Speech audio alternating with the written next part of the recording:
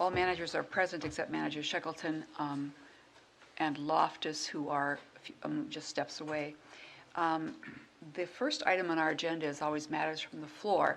Any member of the public who wants to talk to the board about something that's not on the agenda is welcome to come forward. I know that we have at least one public member out there that I recognize, Mr. Jabour, so let's start with you. And you know the protocol. We need your name and your address. I want the name that you sign your checks with. Is that your real name? I don't know. I'm actually an alien in disguise. I see. Madam President, board members, I'm here to bring you up to speed on something that we all have been kind of working on for past 7-8 years.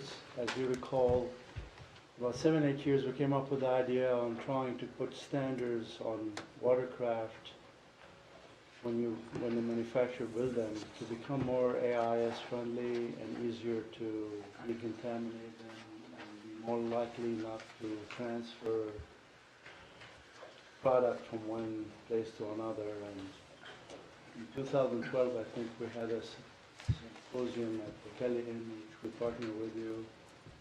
And I think that was the start of people actually taking some of those thoughts seriously. At the time, there was a gentleman by the name of Larry Manna, who I invited. I don't know how I connected with him, brought him in here. Plus some people from Colorado, Elizabeth Johnson, their aide. And Colorado was extremely helpful because they do not have public water, like private water. So their standards is to work with everybody. Otherwise, the owner of the reservoir will kick you out. You know?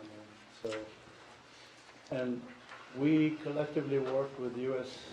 Fish and Wildlife and convinced ABYC that this is a very, very important part. What's that abbreviation stand for? Say that again? What does that stand for? ABYC is American Boat and Yacht Council. It's a non-profit who write all the standards for boats in the United States, and they work in the glove with ISO 2000. They work with grants from, they're non-profit, they work with grants from U.S. Fish and Wildlife, from grants. This one, quite a bit of this money was coming from U.S. Fish and Wildlife, and at the same time with the Coast Guard for safety and the manufacturer. And we originally thought it would be a great idea to have a gathering at Lafayette, and we did schedule it, except many of the people were apprehensive about the weather in Minnesota, and we ended up in Vegas, windowless hall. Well, to make a long story short, I'm giving you the background. There were a committee that I sat on, and Adam Dahl sat on it from the DNR. Adam is doing the research at zebra mussel with the university and with Dr. McCartney. We are funding that. We as Tonka Bay and Brunswick, strategic partner for the past 4 years, and it's going to conclude this year. Where are we? The standards have been written. They were voted on them, unanimously approved, and they are published. And they are in effect maybe by the end of next month. And you will see the results of those standards in the model year 2020. Now 2019 is being produced now as we're talking. If you go and order a boat today and they get it to you in a few days, it'll be 2019, so there's no way that could be effective. And today I was talking to the gentleman in charge of the standards, and that their standards is for everything. It's from a light bulb to gas tank to engine to fire extinguisher to smoke detector, you know. The best thing happens is those standards become part of the system. It's kind of like, so if there's a book have 40 chapters, this will be 41 chapter, and they're revisited every so many years to be updated, modified, and increased. And I really, really believe this is a Minnesota initiative that have bearing enormous amount of fruit, and it's quite a bit of it had to do with a handful of people, and the day we had that symposium in 2012 at the Kelly, and I think you were there, Madam Chair, and quite a bit of the effort goes to the person who given us instant credibility by calling the president of ABYC and said, you better listen to those guys. They might sound funny. That's me. But really, they know what they're talking about. And the most important part, it is extremely unusual. So perhaps the first time ever, ABYC have taken initiative from the outside. It's usually, hey, I think we better look at this because the boat might explode if we don't. So I thought you ought to know that, and I'm here to thank you for your support then and tomorrow. Thank you very much.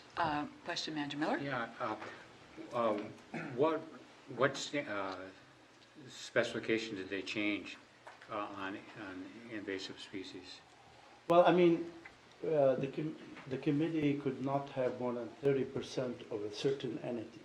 Like, there were governments there, you know, like the DNR was there, and people from like me, and some people from the engines, and some people from the trailers. I was the only one who were from marinas. I guess they weren't interested. So for every entities, the entity kept coming up with ideas what to do. So the standards are different. I mean, for the motors, people, for example, things could be as simple as coming to the boat and plugging in a way to run hot water to eliminate any possible villagers living in, instead of crawling underneath it and finding and making everything a little bit more of a standard. And my original comments to them, which I think is really true, is that we in Minnesota have 2.8 days of summer. If summer comes, I mean, summer sometimes doesn't come, you know. And I, as an owner of the marina, I want your boat, I'm sure Madam Chair, Madam President knows that, no later than the beginning of October.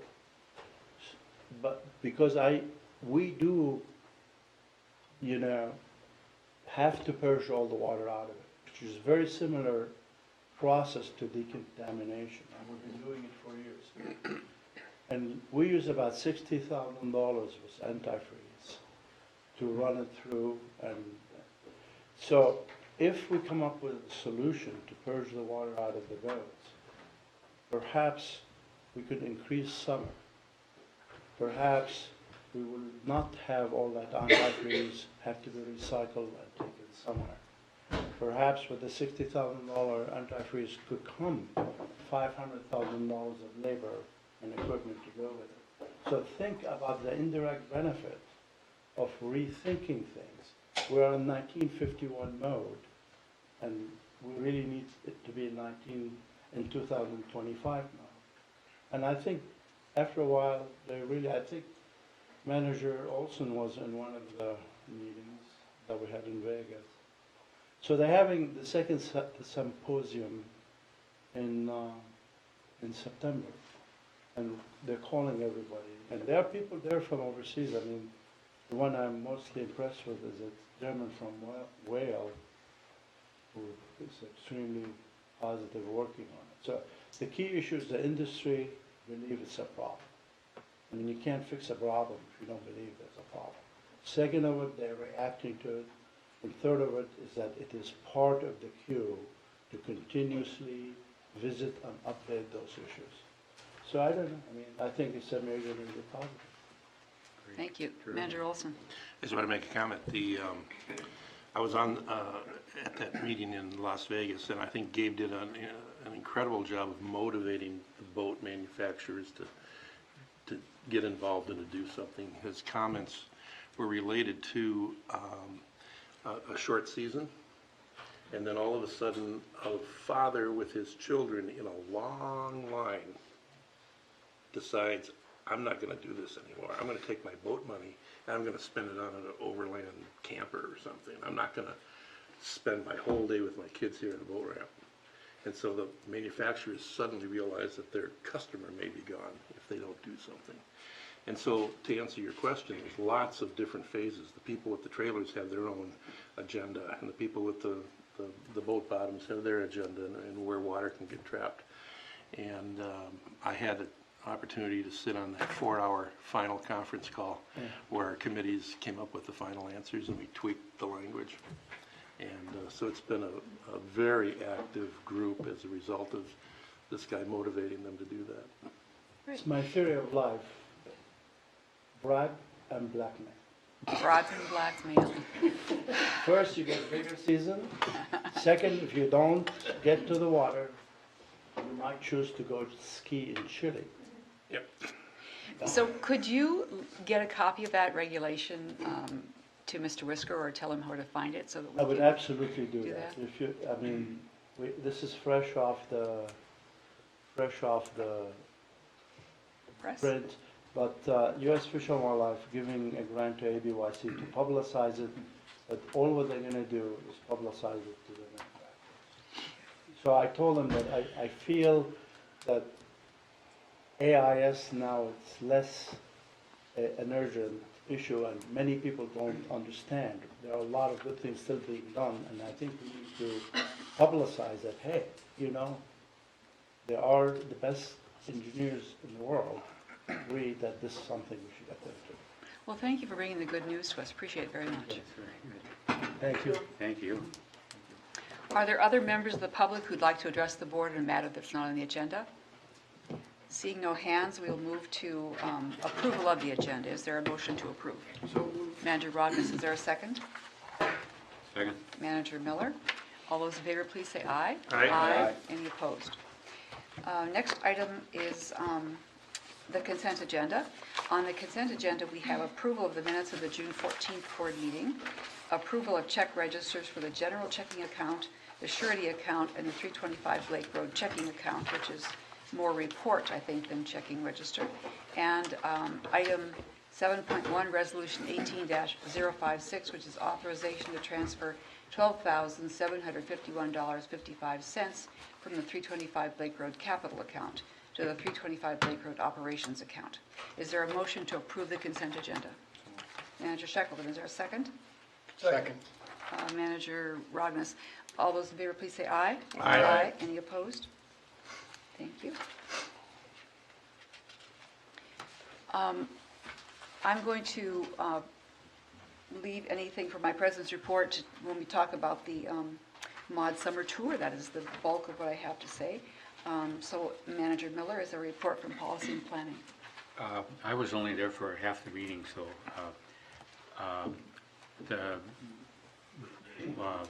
we had a presentation by the staff and Citizens Advisory Committee on restructuring the mandate for the Citizens Advisory Committee and putting them more engaged in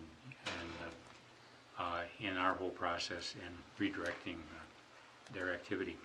And it's an ongoing discussion, but they seem to be enthusiastic about a new mandate and make some significant contributions to our efforts. And the other thing was a framework for, Kurt, can you give a report on that? I wasn't here for the part.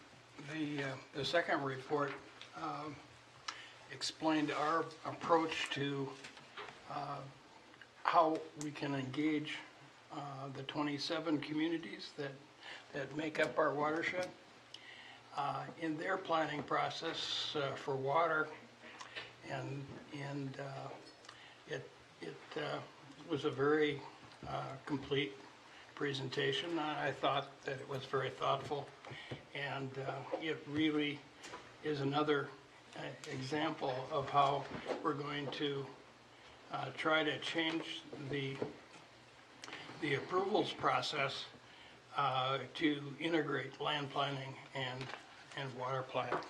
And I thought it was very impressive. Thank you. Manager Olson, Manager Rognus, and I attended the MOD summer tour. And I would ask each of you to offer your thoughts about that. It's a great tour. We had a chance to go up the part of the Mississippi and part of the Minnesota River.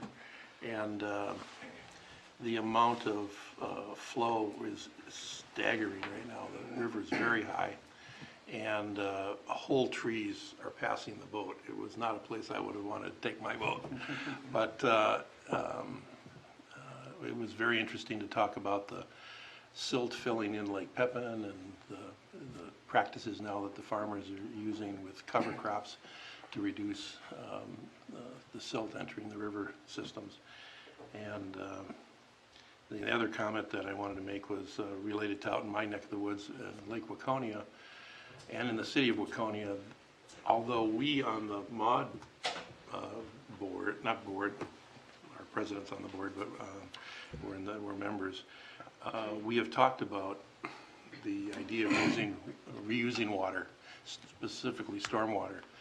And the Department of Health, the Minnesota Department of Health has had a concern about that, because if you're sprinkling a football field and a football player puts his mouth on the faucet, is that potable water? Is that going to get him sick because it came off of a street? And so there's those issues. Well, Waconia has decided to not wait for their decision, and they put in a 6 million gallon runoff collection site. So all the new development out there doesn't have to mitigate anything. It just all comes to a central site. Then they pressurize a 90 PSI line that goes several miles, and everybody pays a base pay of $10 and $2 a 1,000 gallons to water their green grass. So if you go through Waconia, you don't see any ponds anywhere, you just see green grass everywhere. So, and that's what they're doing, is they're using stormwater, which I found to be a big surprise. There's a lot of investment. Thank you. Manager Rodness. I thought it was particularly useful. I've been on the board now for 3.5 years, and I still didn't understand alum dosing, and now I do. And I should have been there. I'll take you next time. But it was very practical, and it really talked also about harvesting of carp and the control of carp and why it's important, and that was useful information for a board member of 4 years. So, and we saw some pretty interesting projects, like the one that Bill Olson talked about.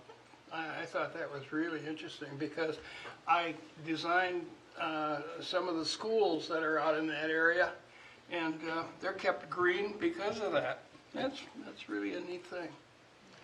The other thing was that I found interesting in an area that's very close to Reed's Lake,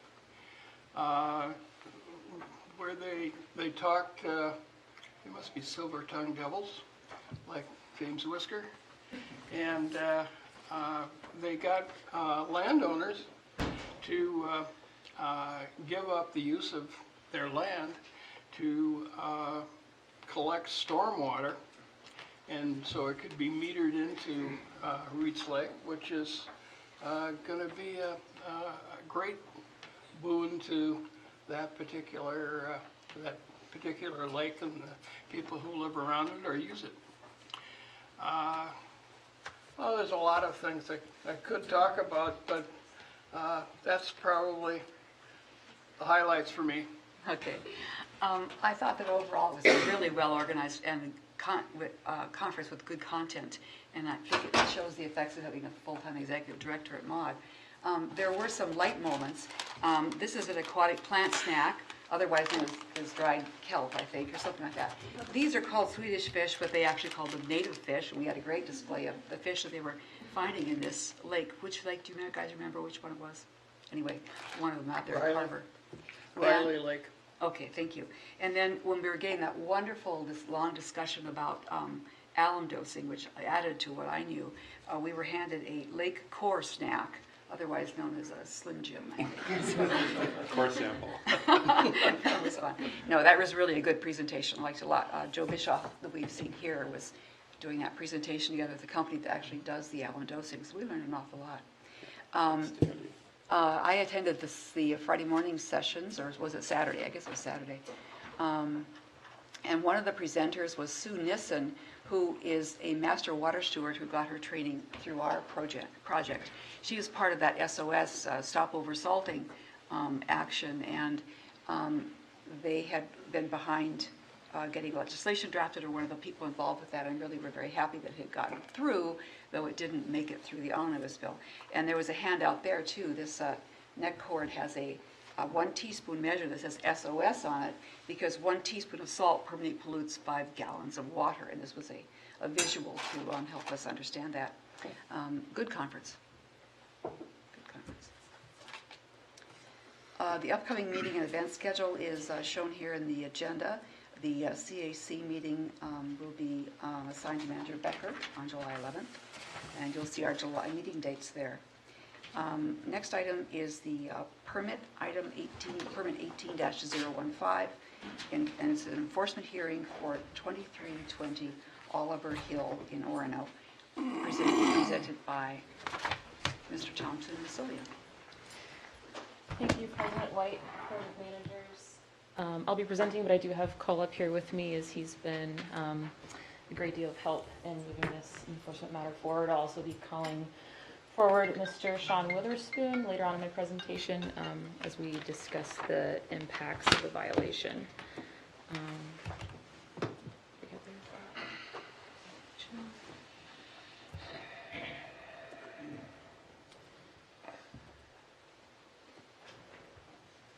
Okay.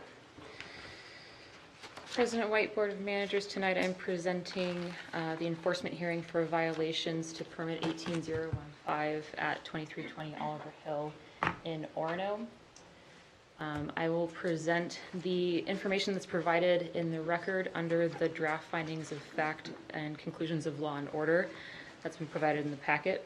First, I'll go over the project location, the permit that was applied for and issued, the chronology of district rule violation, and present the site photographs as they were presented in the record, discuss the impacts and violations to district rule, and then conclude with staff's recommendation for the order. So the project is located within the city of Orono at 2320 Oliver Hill. It's in the Long Lake Creek sub-watershed.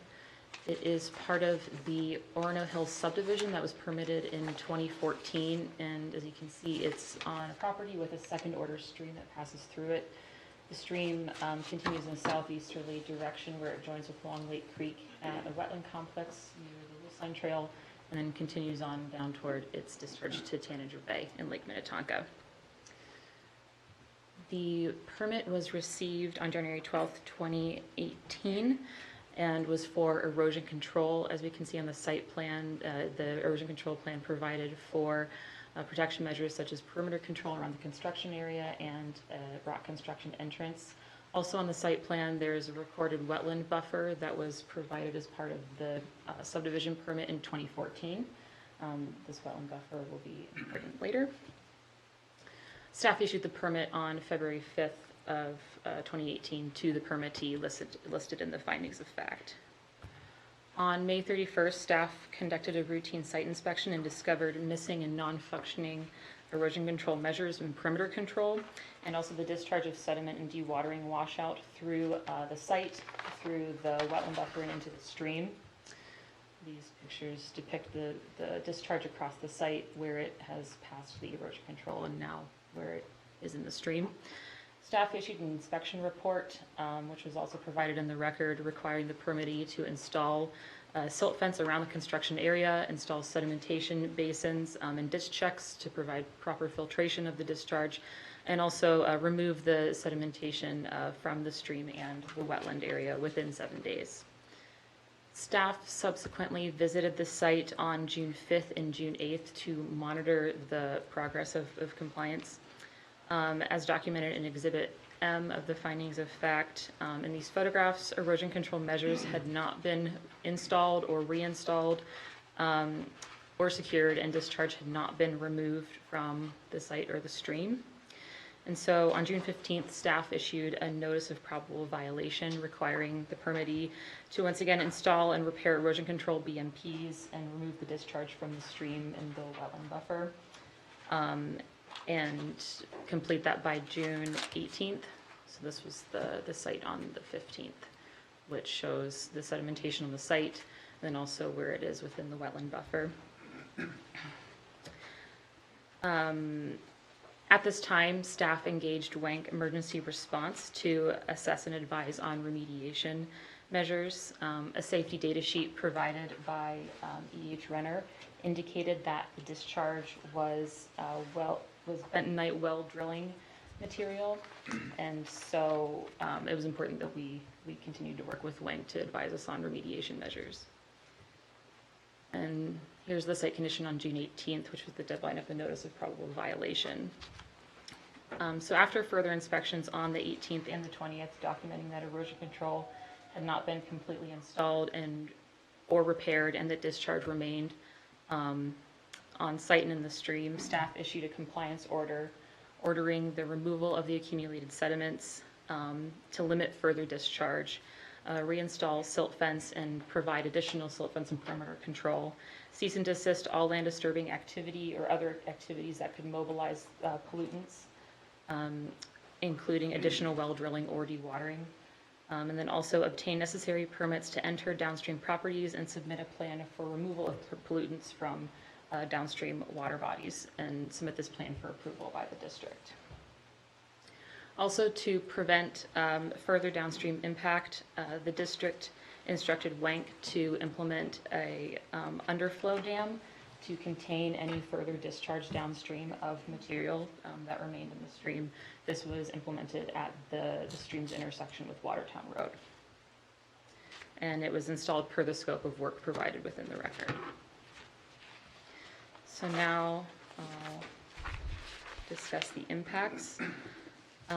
The first impact is to the wetland buffer due to the discharge leaving the sediment behind in the buffer that's in violation of the declaration, and also the disturbance that has happened since the discovery of the violation. And I'll have Mr. Witherspoon join me to discuss the impacts to the stream. Madam President, board members, how are y'all tonight? I'm going to back up just a little bit on to June 15th. And identify your organization. Yes, ma'am. My name is Sean Witherspoon. I'm the Vice President of Wink and Associates. Sorry. So on June 15th, Catherine notified us that there had been a release at 2340 Oliver Hill Road. We had a staff member go out to the creek with the understanding that bentonite had entered the creek. Staff member walked the entire length of the creek, called me after he got done with his inspection and notified me that it would be a good idea for me to come out there. I've responded to bentonite spills many times before across the country, a little bit more experience than that staff member did. So we scheduled a visit for that Monday, June 18th, and walked the entirety of the creek all the way to Watertown Road. There was certainly impact to the creek, as I expected there to be. As I've said, I've responded before to bentonite spills. You know, the main issues with bentonite being in the creek is it does take out oxygen out of the water, which then will affect any microorganisms or any aquatic life that may be in that creek. The turbidity and the filling of the interstitial spaces is not good for the creek either. And simply, as I've said many times before, it has an SDS sheet, and therefore it should not be in the creek, period. What is this DS? Safety data sheet. It used to be called an MSDS, but now it's called an SDS. So with my 26 years of experience, when something has an SDS sheet, it should not be left in the state that it was. So we put together a plan. The first plan was to stop the bentonite from getting further down the creek. We did walk the creek all the way to the wetlands, but the presence of bentonite, as far as we know, did not get past Watertown Road.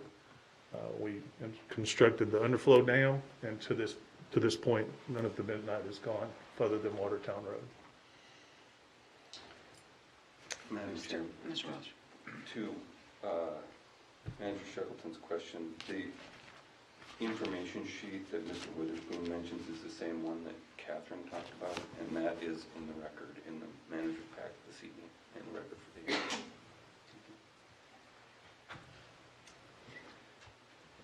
Could we hold questions? Would that work? Okay, go ahead. So the summary of the violations to district rule, this activity violates the district's erosion control rule, specifically section 9C, which requires maintenance of erosion control best practices to minimize sediment leaving the site and entering surface waters, and also section 9L, which requires the use of sedimentation basins and other practices to receive water from dewatering activities that may be sediment laden and allow it to settle out and reduce adverse effects to receiving waters.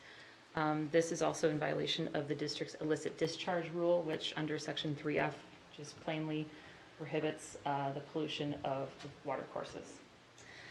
And also it does violate the district's wetland buffer declaration over the property. And so with that, for item 11.1, staff recommend that the board act on the following order. That the permittee maintain erosion control best management practices in accordance with the January 12th, 2018 approved erosion control plan, and otherwise as necessary to comply with the district's erosion control rule and prevent further adverse impact to down gradient water resources as long as land disturbing work is going on. To remove the uncontained bentonite materials from the property to prevent further off-site discharge. No further land disturbing work may occur until the district has confirmed in writing that the bentonite and other pollutants have been contained on the property in a manner that will prevent off-site discharge. Also, submit by July 8th a detailed plan for restoration of the wetland buffer in accordance with the recorded declaration and removal of remaining bentonite from the stream and, as necessary, other water resources, and submit that plan for approval. And the plan must also identify the necessary regulatory approvals and the necessary permissions to enter properties to implement the plan and describe how those permissions will be obtained. And then once the plan is approved, they must implement that plan within 5 business days. And then also pay the applicable cost of enforcement for this permit, including and not limited to, at this time, $13,900, representing the district's actual cost of field inspection analysis, service of consultants, including engineering and legal, and monitoring. And pay any further invoice within 30 days of receiving the invoice. At this, I'll recognize Manager Becker first. At this point, any questions about the content, just to help us understand the findings and Yeah. order, and then we'll allow others to present.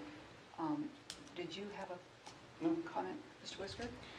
I had a brief sidebar, President White, with council, and it'd be helpful if Mr. Witherspoon, part of the record that we're trying to create here regarding the conclusions of law and order, which is a binding order that the board's going to consider tonight, is adequate demonstration of the harm. So what are the impacts of bentonite in a stream channel? Part of a draft document here summarizes some of your findings, but if you could just expand a little bit more and speak to, what are the issues with bentonite in a stream channel with regards to oxygen demand and Yes, sir. Well, it's a interstitial- depletion of oxygen.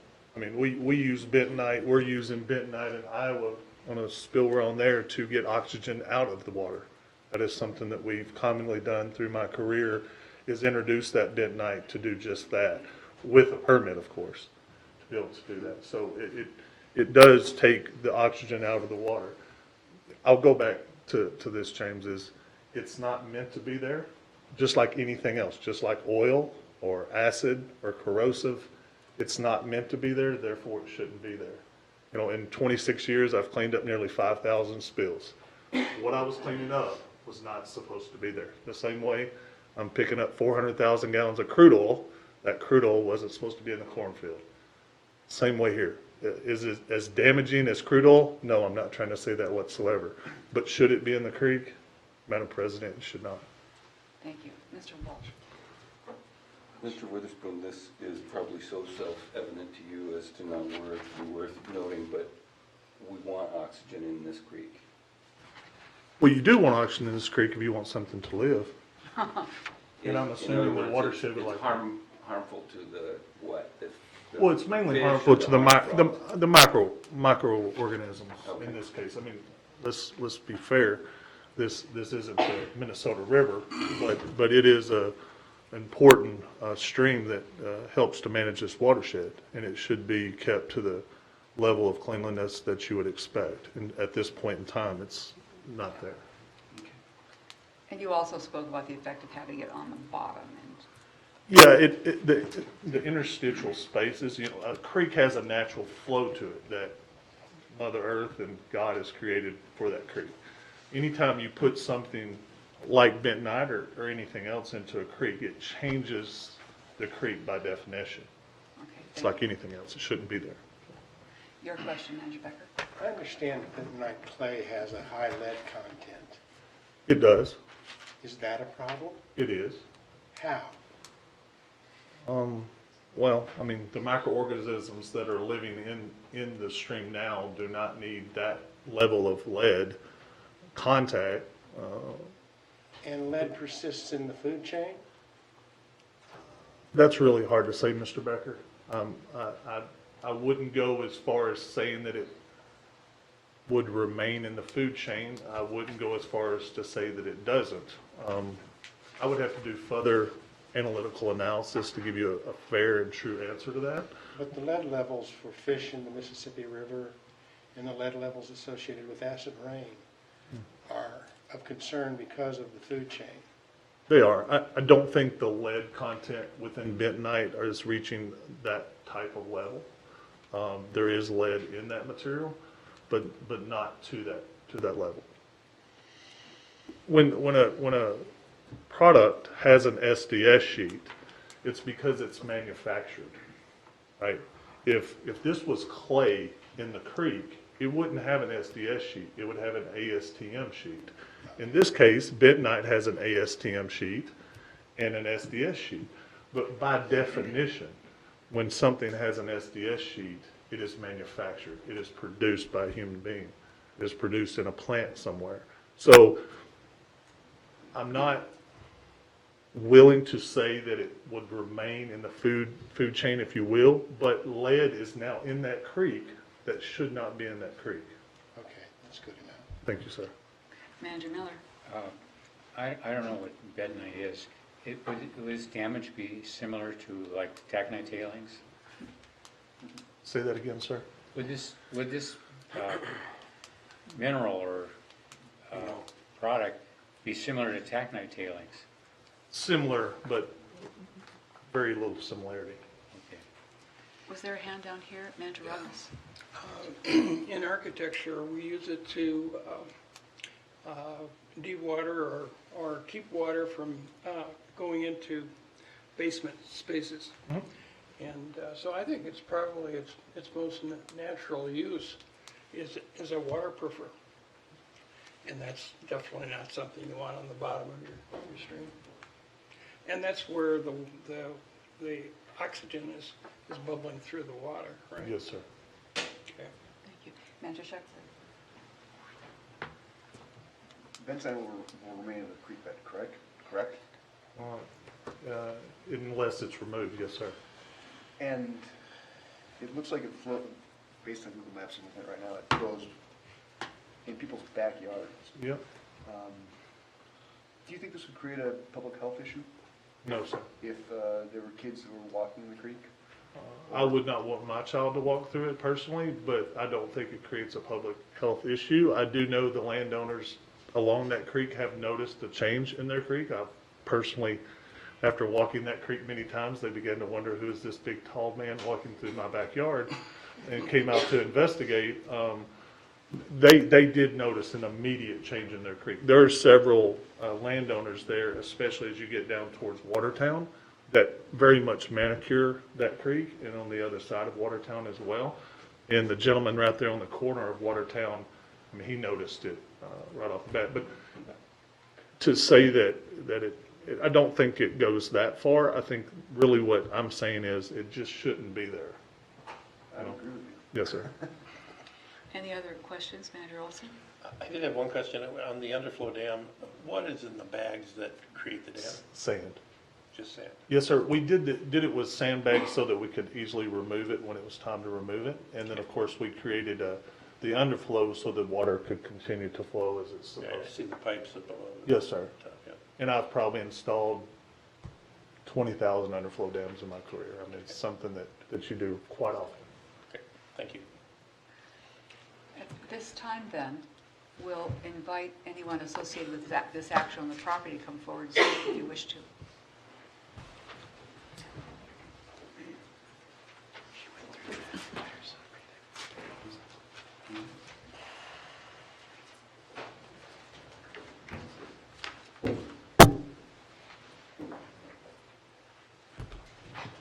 Madam President, it's a pleasure to have the chance to speak to you and the board members.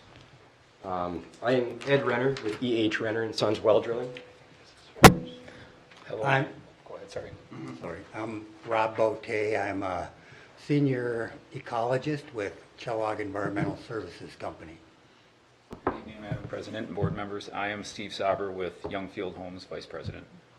Okay. I'd like to start off by stating that everything that I talk about is purely about fact and not to discredit or in any way, shape, or form tell you that what the release was, what happened was okay, because it was not. No release is a good release. And I'm fully committed to working with you in order to write it. I'd like to talk a little bit about the product that we use, that bentonite. It's a product called Supergel X. It's manufactured by Setco. And I had talked with a representative of Setco about it. And they had actually talked to their R&D department about it. And they had drafted a letter to me, basically to share with you regarding their uses for bentonite. And I'd just like to share some of those with you. Bentonite is used in quite a large array of things. Everything from drilling to food. It's actually used as an additive in food. It is approved for all kinds of different things, even medications. So there is no reason that the bentonite should be in there. It's not native. However, it is a natural product. The product is mined out of Wyoming, and it is baked into a powder. And if you like, I brought a sample with, if anybody's interested in looking at this. It's a very light, airy powder. Do you mind if I bring it up? Certainly. Just pass that around. And the way we use this in order to drill is it gets mixed about 1 bag per 200 gallons. And when we mix this, it gets mixed under high shear. It's the only way to get it to mix with water is with high shear. And the way we obtain this is we run it through a very fast-moving impeller, and then it throws it through a very small orifice. And when it goes through that orifice, it's traveling so quickly that it takes the bentonite through a hopper, and it puts it into our, what we call the mud box, and it then mixes the bentonite with water. Given the chance to settle out, it does not get disturbed and move without high shear. Very small amounts of it can move when rain hits it and carries it with large flow rates, but for the most part it sticks to itself and it doesn't travel very far. In the process of drilling, we send a drill bit down and we use this pump and we recirculate our drill fluid the whole time. And the drill fluid goes down the drill stem and it carries cuttings up the borehole and it deposits it into our mud box, where the cuttings settle out, and then the drill fluid, cleaned up again, goes back down the hole and continues the process. Once we drill to a set aquifer, in this particular case, it was down to 330 feet, we then go ahead and we set our 4-inch well casing all the way down to the bottom into a sandstone layer. Once this casing is set in place, we then pump cement down our casing in a positive displacement method. The cement displaces the drill fluid, and then we displace the water out of the casing, bringing the cement between the casing and the borehole, and we get our casing set in place. Cement does not escape the borehole at this time. It stays in the borehole, and as soon as any amount of cement is detected coming up, we stop. At this time, we now have roughly 500 to 600 gallons of drill fluid. Our mud box is 400 gallons large, so it goes on the site. And when this happens, it creates a mess. And it's something that well drillers have historically just worked with. It can be hauled away. It can be. It takes more money. And more money, in this instance, would have been a lot less money. Moving forward in instances like this, I would like to reassure you that when we have natural wetlands, streams, anything nearby, we will be hauling it away. And I'm going to have to start bidding these projects that way. And I'm going to have to work with the builders so that they understand that it has to be hauled away and spec the wells and ask for bids with those specs. Because it's difficult for well drillers to remain competitive with each other and gain work if you have one well driller who says, I'm just going to let it go. So I want to say, in all honesty, 98% of wells we drill, our drill fluid remains on site. And we bury it when we do the water line connection between the well and the home. It's a natural clay product. It's not a product that is natural to the area, but it is mostly clay. The other components in it are things like quartz and a couple of other minerals. There is an SDS sheet, and I did come prepared with it. If anybody would like to view that, I have it here available. You have it? Okay. The SDS sheet outlines that it is dangerous to humans if breathed as a dust. Once you mix it, it is now basically clay. And it should not be in the stream. I fully agree with that. And talking with the Setco representative, she was a little bit concerned about the idea of using bubblers that were suggested by Wenk in order to remove it. She was concerned that the possibility of undermining the natural soils there and disturbing them to a point where they may actually cause more corrosion than anything else. Bentonite can really be used to stop corrosion as a way to keep the banks from falling apart. Of course, you would never put it in there on purpose because you're best to leave nature do its thing. I am open to any ideas, whether we decide to move forward with removal, or if you ultimately decide that disturbing the natural soils and the creek bends are going to cause more erosion and more problems for neighbors than just leaving the clay product lay. As far as the oxygen content being taken out of the water by the bentonite, I don't know if it's been made aware to you yet, but that stream is not always full of water. It is sometimes dry. That stream starts to the northwest of there, maybe about 2 blocks, and it does have 2 Ys that come down, both of them close to the same distance, and then same length. And then from there, they continue down the stream. The stream usually has about somewhere between 6 inches to 1.5 feet of water in it from my experience looking at it in the last month. We've gotten in a lot of rain, but I have seen it dry there as well towards the beginning of the project. So it's a little bit difficult to argue that the oxygen being taken out of there would be a detriment if there isn't any water to take oxygen out of. So I guess the other thing I'd like to touch on here is my future plans for that neighborhood. Currently, I'm still not done with the second well that is there. We stopped and ceased as we were directed to. And that second well has the casing set. It has the screen set from, I think it's 340 feet to 350. And we have to clean sand out of the screen in order for that well to produce water. And a great deal of water is going to come out of the well when that happens. And it's going to want to travel downhill. And I need to work with you or maybe with Catherine, to come up with best practice in order to contain the water, and not only contain it, but slow it down to a point where if it does enter the stream, that does not carry sediment with it.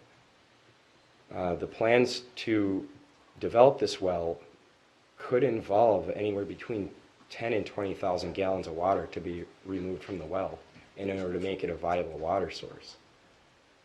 The other part of my plan here in that neighborhood is there is another builder who is not associated with Country Joe Homes, who has also signed on with us for a well, and we have not even started. There will be drill fluid on that site. However, I plan on trying to containerize as much as humanly possible and haul it away and have it disposed of appropriately. Once the casing is set and the screen is set at the appropriate depth, development happens. I will have to set up a special adapter at the top of the well to contain the waters coming out under air pressure in excess of 120 psi. And that is going to have to go through a hose into basically a frac tank. And with that, that's going to catch sediment, and it's going to catch any sort of pollutants that might escape the site. Water will have to flow out of that frac tank because it will not be large enough no matter how big a tank I get. The water will come out of it, and I will have to try to discharge that with piping in an appropriate direction. The entire site is surrounded by stream and wetland. Hold the thought. Yes, Mr. Welsh. Mr. Renner, I appreciate your clear knowledge of this matter and your future vision, but we really have to focus on the property that's in front of us. Sorry, today. yes. And you're, working with Catherine on subsequent is good. Okay. I don't agree with that, because he's laying out a whole dilemma that we're facing here, and I think it's really honest the way he's presenting this, and I don't know if you're finished here or Oh, I was getting close. not. Okay, go ahead. Thank you, Mr. Treasurer. I appreciate the support. Well, I'm not supporting, I'm just saying that, No, not support. Sorry, wrong word. I appreciate you trying to see through to what I'm trying to get at here. I intend to work with the Watershed District in every way possible and to write this, and I'm open to any which way that has to go. And I would really like to just let you know that this was a matter of miscommunication between myself and my driller. I had talked to my driller about trying to remedy this and get these silt fences put up better. They had put some silt fence in, it wasn't enough. Okay, well, we'll move on to your next speaker. Well, Mr. Madam Welch. Chair, I guess I would just ask Mr. Renner, I want to make sure that the board of managers had an SDS. Yes. And I want to make sure that we're looking at the same one that Sure. you provided. Almost. Almost. This is the most up-to-date one from the manufacturer. This is the one that we had on file that is from 2015. Okay. It looks like they have changed a couple of items on here. However, I don't think any of the amounts of anything has changed. Okay, well, if you wouldn't mind leaving that one Sure. with us, we'll enter that in the record as well. Okay. Madam Chair. Make sure we have the best information possible. Go ahead. And actually, Madam Chair, Yes. it might be good to have Mr. Witherspoon, who's our bentonite expert on behalf of the district, take a look at that and make sure there's no cognizable differences that he needs to speak to. A second here. As long as we've got a little delay here, my focus, Not if it's put well, into what- never- debating okay, it, whatever. just if it's a Go ahead. clarification question. no, never mind. Go ahead. I do have some clarifying questions. The bentonite that you passed around is in dust form, Yes. so that would be dangerous for, I thought If you about were to opening it. shake it up and breathe it, Okay, it is a carcinogen because it causes silicosis in the lungs. sure. When you mix it with water under high shear, that goes away. That's not an issue anymore. And I'm getting to my point, which is, you indicated that the stream goes dry. Yes. And based on the images, there's a distinct layer of sediment, which I'm presuming is bentonite. Yes. During the time those pictures were taken, that is true. Since then, I've been down there, I've taken my own pictures. There is very little there compared to what you see in these pictures here today. So it's just gone downstream. No, it's actually settled into the soils and become part of the soil. It So does not move very easily. When the stream goes dry, Yes. as I'm guessing it probably will in August, Mhm. and it gets baked, the soil, and just becomes dirt, will the bentonite then be moved by wind? No. Why not? Bentonite, once it's buried by the natural soils of natural erosion, it's going to be covered, and then it's not going to be moved by wind. But if it moves into the interstitial spaces, and dust is fine, and I spun the bottle. Yeah. It moves like dust. It doesn't move Yeah. like dirt. Yep. And does it bind Yeah, to the dirt? it's a very good binder. That's And- what it's used for and in what- the and- drilling process. And so, I've lived here enough summers to see Minnehaha Creek go dry. Yeah. And Are you can kick the dirt going as if you walk down Is the down concern stream. that there will at some point be a wind moving a cancer-causing agent? No, I grew up, I was a boy when I was a child, and I went places that my parents did not want me to go. Oftentimes, it was dangerous.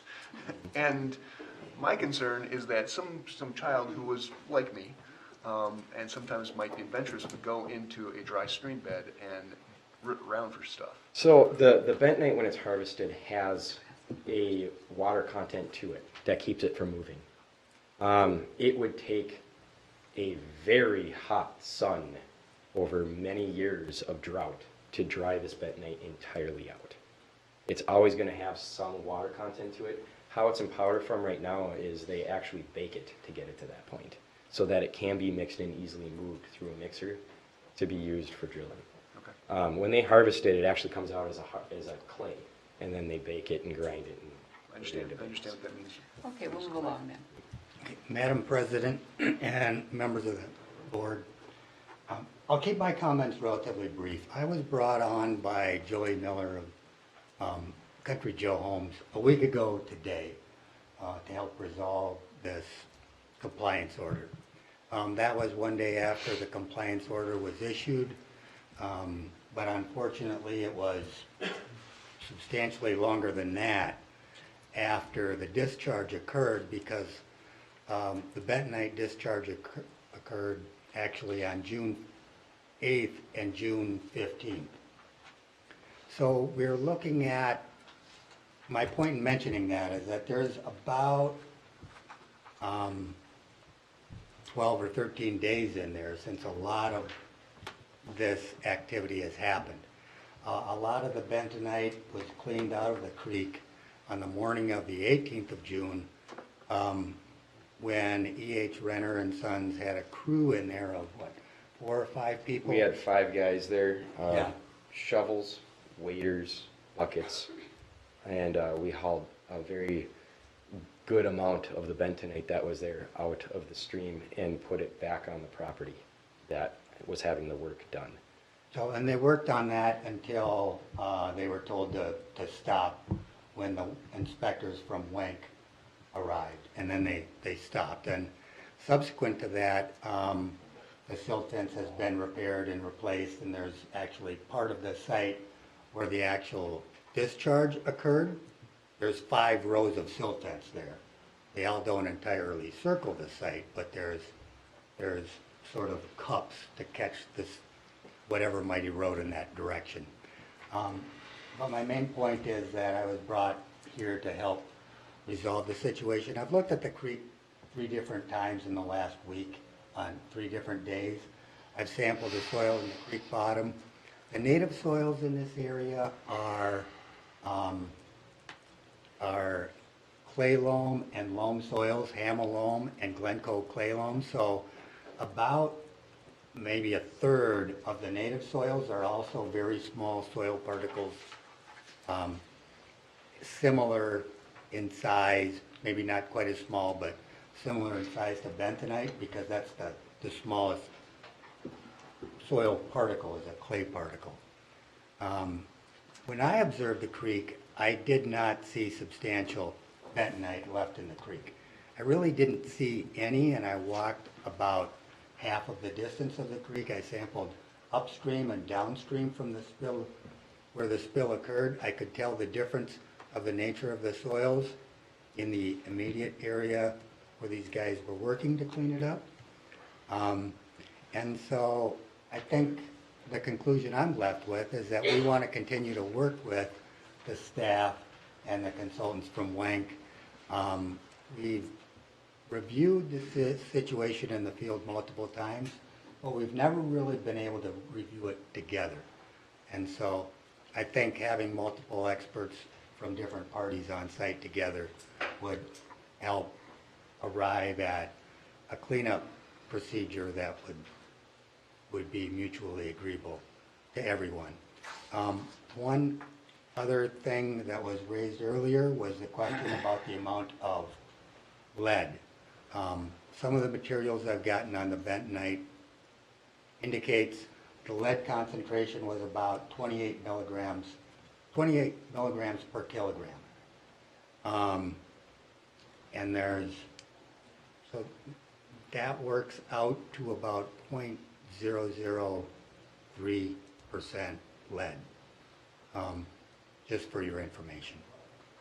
So I would request the flexibility to continue working on this, and hopefully we can arrange a field review with Wank and/or the staff of the Watershed.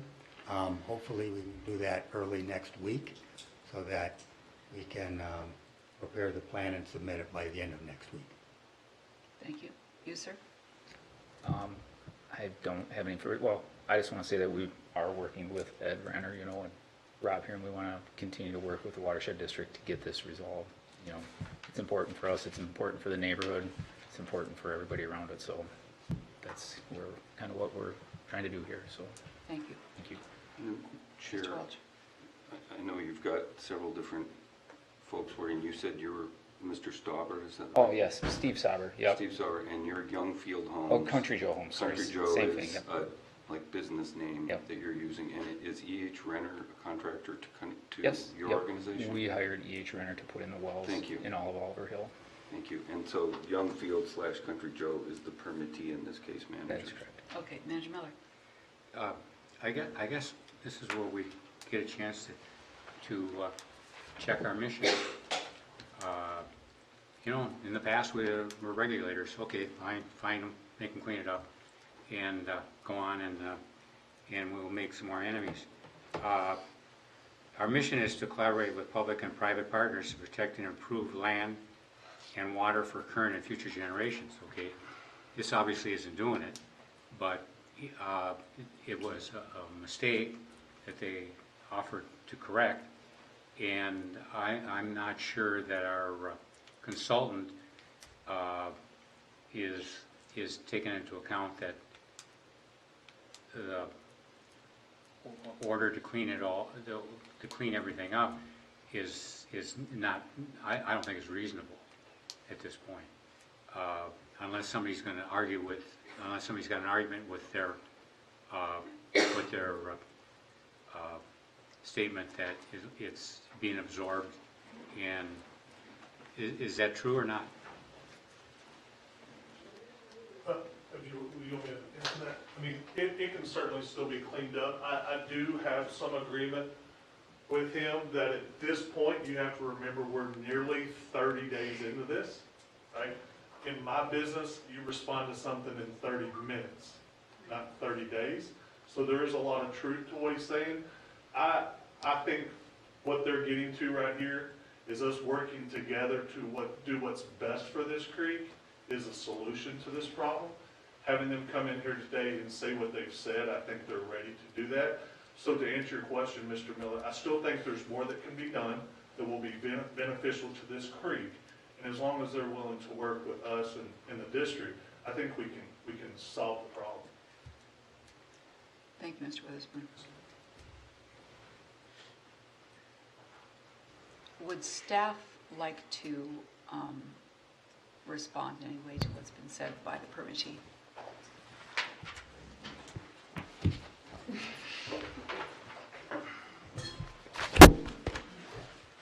Don't go anywhere, guys. Yeah.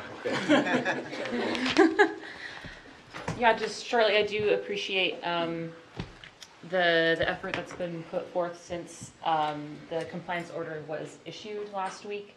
I've heard from Mr. Boutte several times as he's been working to assess the site and come up with their own plan.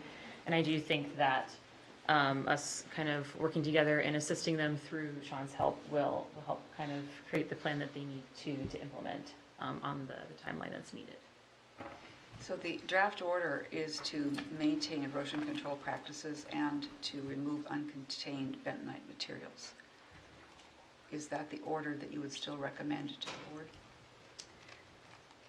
Yes, and also that staff is also directed to work with the permittee in developing their plan. I didn't complete it actually because there's additional material, restoration of the wetland buffer, implementing within 5 days, paying costs, and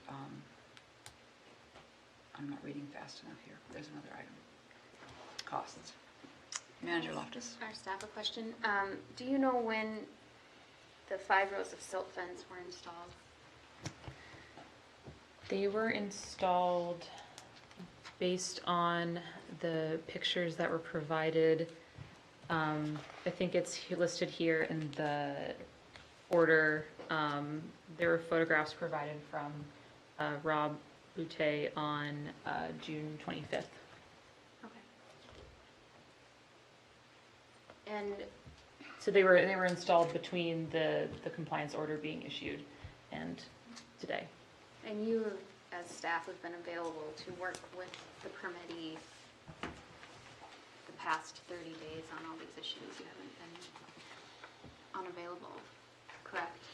I mean, the impression I got from some of their statements were that they just needed more time and they just needed a chance Right. to work with you, but I somewhat need to assume, and I'm just checking, you've been available since the entire 30 days has happened, right, to work on that with them? Yes, Manager Loftus, we first contacted them upon discovering the site on the 31st with the inspection report.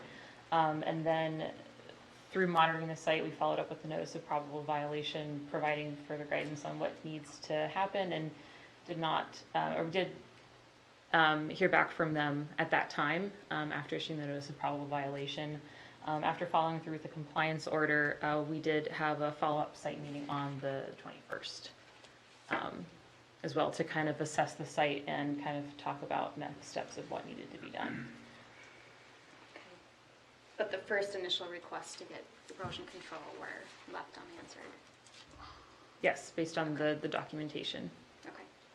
And then, just a question on, something I heard the well driller state that they plan to discharge X thousands of gallons of water off site with each well, and that seems to be common practice. It seems to me our principle requires you are contained on your own site. We don't allow pools to be drained or other service providers to just discharge gallons anywhere they'd like, based on potential erosion or contaminant. I assume. So that struck a little bit of a red flag in my mind, but I'm not sure, is that an issue, and is that something we need to talk about as far as in the future, how do we help these professionals figure out how to contain, and what's the expectation? Like he mentioned, you know, all well drillers then maybe are impacted by this if this is common practice. How do we define what's expected and help service providers know what that is? I don't know. There's a question in there somewhere, but Thank you. did that spark any thoughts in your head when he was talking about that? Yeah, absolutely, Manager Loftus. And first, I do want to say thanks to Ed for reaching out. He did reach out earlier today to mention that he wanted to continue working with us, and I think I do appreciate him alerting their future work on the site and wanting to make sure that we all learn from this experience and move forward in coming up with the best management practices to make sure there isn't further impact and further costs incurred. I would say that as we work together, that the district will work in making sure that the goals and purpose of our regulation of maintaining erosion and all materials on site and properly disposing of them, or making sure that impacts to downstream properties or water bodies are limited and completely limited. And so that's how I intend to continue working with Mr. Renner in helping develop their best practices moving forward. Mr. Whisker? I just had a few reflections or observations based on the board discussion and Manager Loftus's question and staff's feedback. I think to Manager Miller's point regarding regulation and our overall policy, I think it's very important to the district's mission, and it has been for a long time, that we have minimum baseline controls for what's expected when land use change, land disturbing activity happens. And we have, invested taxpayer resources in running that public policy program to make sure that when projects are designed, they're designed in a way that's going to minimize the harm on our natural resources, and ideally improve them, but at a minimum keep baseline conditions and have no degradation. And then we have staff that go in the field and make sure projects are built in compliance with those rules, so that all of our other programs can kind of drive things forward. I think, we run into a lot of instances, and this is a broader, maybe this is out of place with regards to specific violation, but we run into a lot of instances out in the field where you can collaborate and ask somebody to do something, and ask somebody to do something, ask somebody to do something, and at some point I think it's important that staff bring these things forward to make sure our reputation out there as an organization is one that's going to follow through on making sure that our regulations are actually enforced in the field. And then when they're brought forward, I think the other side of the coin is it's an opportunity to learn about and inform future public policy decisions. We talked earlier this evening about updating and streamlining our regulations, and one reflection I had about this is an occupational hazard, if you will, that all well drillers have this fluid that they have to deal with, and there's sort of a standard operating procedure of dealing with on the site. It made me think back to a long time ago, back in 2005, when we had similar issues with a series of builders out in the western portion of our district, and we brought a fairly sizable compliance order forward. And there's a good exchange of ideas, and some of those folks ended up being our biggest principal advocates in the home building industry in that geography, and driving compliance up and flagging a whole bunch of issues that they helped us address within the broader building community around Lake Minnehaha. So I think what I heard tonight is immediately that the permittees are willing to work with us to remediate the situation in a manner that's most pragmatic and beneficial to the creek, and that's great. And then moving forward from there, it seems like there's some lessons learned about how the industry operates, and these people are connected in that industry and have competition, and we're a regulator and looking at streamlining our rules, and it seems like there's an opportunity to collaborate on what are best practices for all of the wells that are being drilled around the area for the single-family homes that are being put in, and that's good feedback for us as we look to kind of shape our future regulations. So there's a few thoughts that I had jostling around. Thank you, Mr. Welch. Did you? Nope. Mr. Wait, Manager Shackleton? I mean, if we're going to get into the discussion of how the industry operates, I would, a couple points that have been percolating is, one, I agree with Manager Miller that we need to pay very close attention to what our mission is and to be partners to protect the resource. Two, we're not in the well drilling industry, but we do issue permits, and much of, am I wrong in thinking that much of the construction permits that are issued in our watershed occur in the western half of the watershed?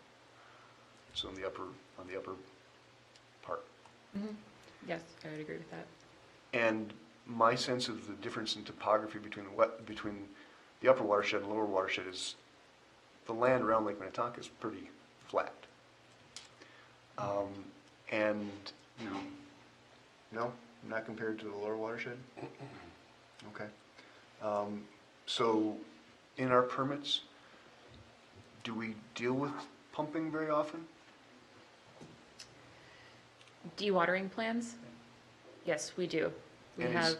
is this issue one that has arisen in other permits?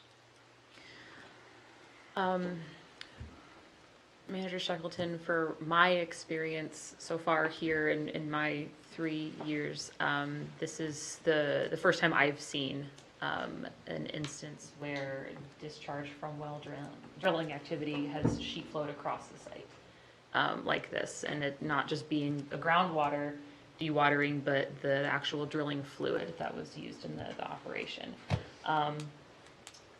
It's not to say absolutely hasn't happened, but Sure. from what I'm aware of and what we've been able to tell. And I guess what I'm thinking is, to Manager Miller's point, this is a month after the initial discharge, and we've attempted to be partners by reaching out multiple times.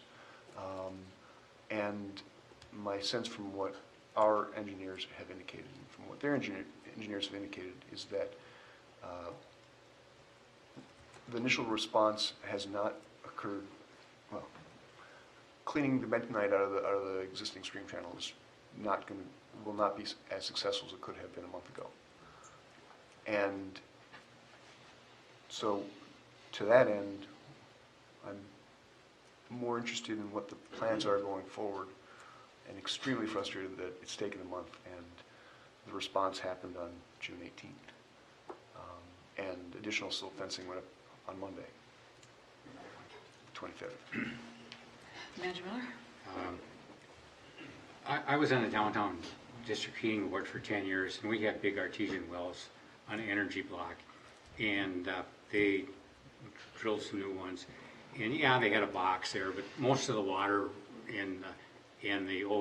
went into the city sewer, right into the river, and in front of the health department, a block away. I'm not convinced this is a real danger, but it may be, unless somebody's going to tell me that it's, this is really a big deal. They didn't follow the rules, but I happen to have a well at my house. I've probably got one of the few wells in Edina, and when they redid it recently, the water ran all through my yard and down the spillway into the wetland. Nobody paid any attention to it. And none of the little kids in the neighborhood are glowing, but I just want to make sure that we got, I heard all these numbers that they were throwing out about charging for Wink's investigation, staff time and all that other stuff. Aren't we kind of blown this a little bit out of proportion.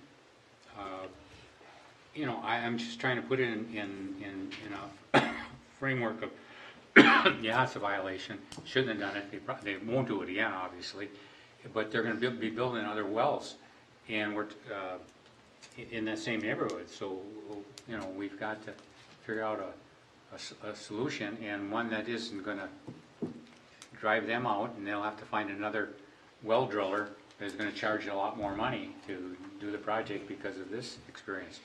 I just wanna make sure we're balanced here and not, you know, move into our regulatory, I would say I'm willing to let them work with our professionals to come on a compromise solution, but we wouldn't be in this position incurring these costs had it been acted on quicker.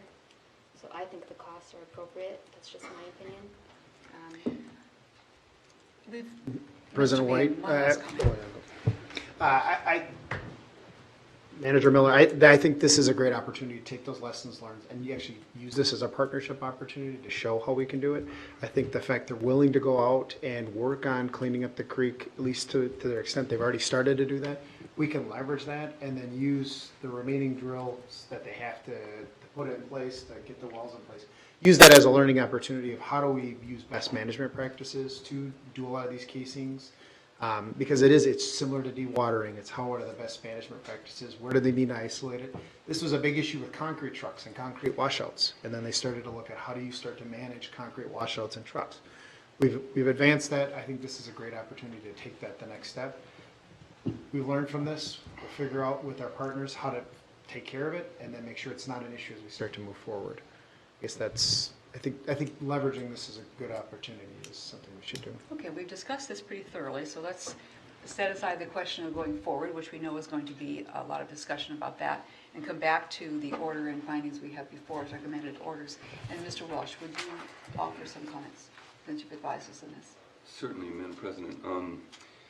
I guess just one check I wanted to make with the attendees is the property owners, in this case, I don't believe are here, and I just wanted to check that to see they are not, in fact, attending. They were notified, and Ms. Sylvia did have an email exchange at least with the, it's a couple, and Catherine did have an exchange with them. Trying to sort of take everything in and bring it back to the managers in a form that you can make some decisions about where you want to go with this. There is an existing compliance order, as Ms. Sylvia pointed out, that is a 10-day enforceable legal order of the district that staff issued on June 20th. So that remains in effect for till June 30th. That order notified the permittee of this hearing. This is a hearing of the Board of Managers, and you have the authority to act. And to find the testimony and the record in front of you as credible, and to adopt it as the record in the matter, and then issue an order. In the big picture, given that there is an order out there already, you can vacate that order.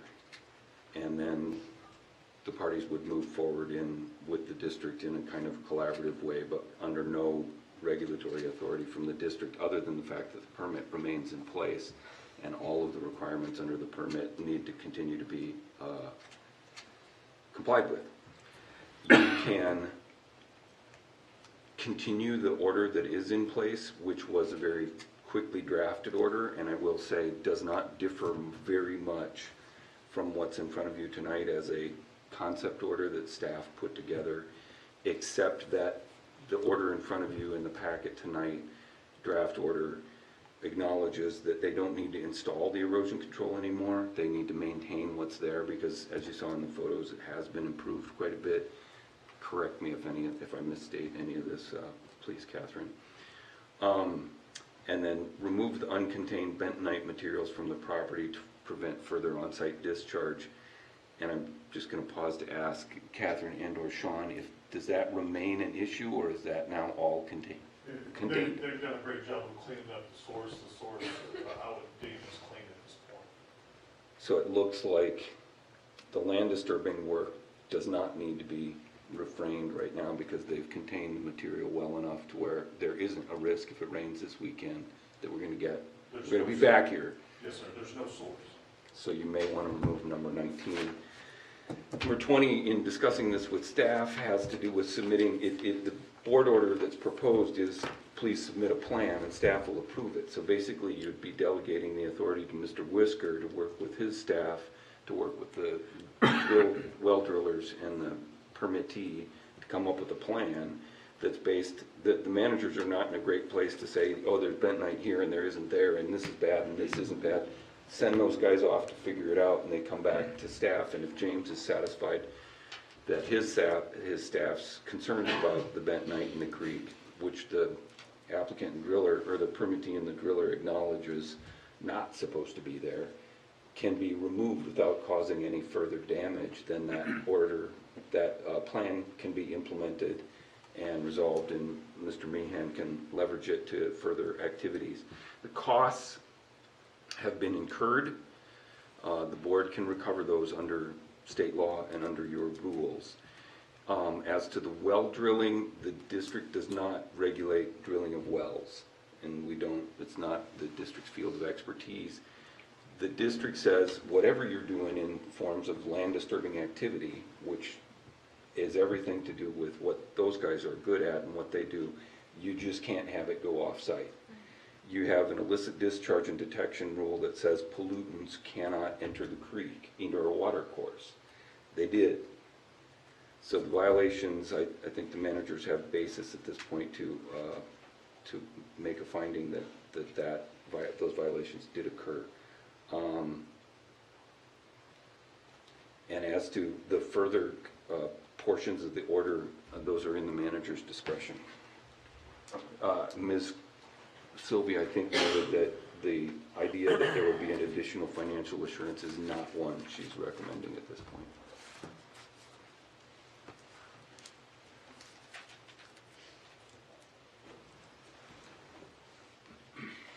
Do we need a motion? Well, we do. What's that motion going to be?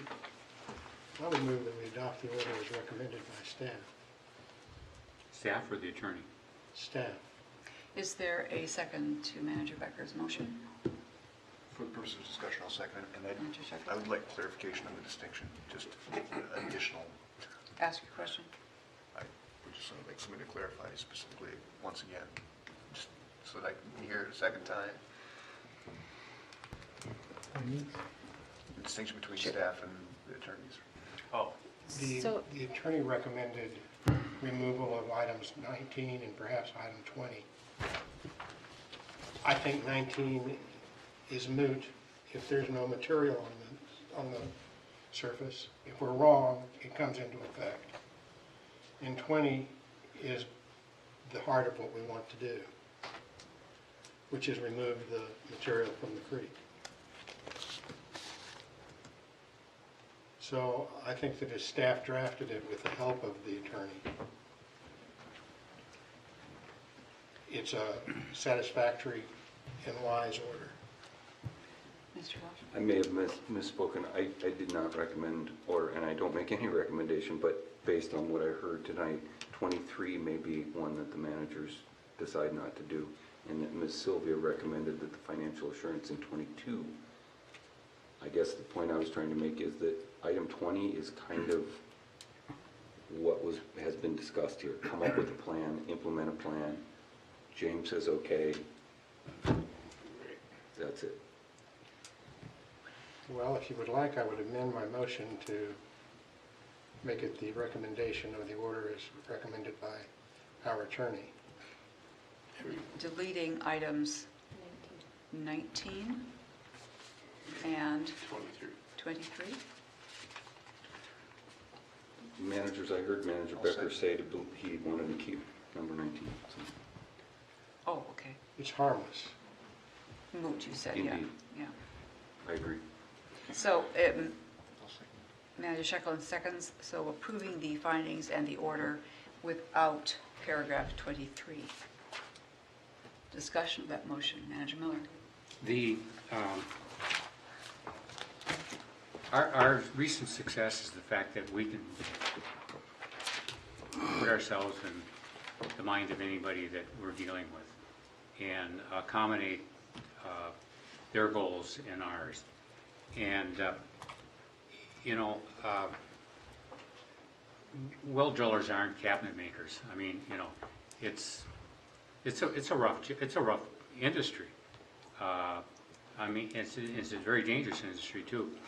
I think we probably have been, rather than talk about rain gardens, maybe we should have been talking to well drillers about runoff and explain, educate them on what we'd require to make sure that they don't violate the land, let alone our rules. I think that we've got an obligation to do that from here on forward, because if it's just letting it run off like they did in my yard, you know, I didn't know any better, and they sure is. And I'm on the Watershed board, and they sure as hell didn't know. They're not my well driller, but I want to make that clear. But we've got an obligation, not only to that industry, but you know, to the degree that this is going to run up the cost of building a house, you know, it's got impact on our taxpayers and consumers also. So we got to approach this as in a pretty reasonable fashion, and you know, make sure that from here on out that these practices are the required practices are understood by all the well drillers, and not just make an example of this one because they were caught, I guess. Manager Loftus? I would say in a compromise to that, I'd be willing to look at the soft costs of the fees, the internal staff hours, but anything external that we're being billed for, I just can't imagine us and the rest of the taxpayers having to pay for that. I think the general understanding is what's on your site stays on your site. Even if it's clean water, you got to think about the flow of how fast it's coming out, and is it eroding, and where is it going? You know, ignorance is bliss, but that doesn't make it acceptable. So I don't know if any of that $13,000 is internal staff hours. Is that all external charges? Yes, Manager Loftus, that's engineering and legal. Okay, so it's all external. So it's not. Part of that cost includes the measures taken for containment downstream, implemented by WIC. If there were some of our staff hours built into that fee, I'd be willing to say, you know what, that's something we could compromise and be reasonable on. But these are external costs that would not happen but for this violation, if I'm understanding them correctly.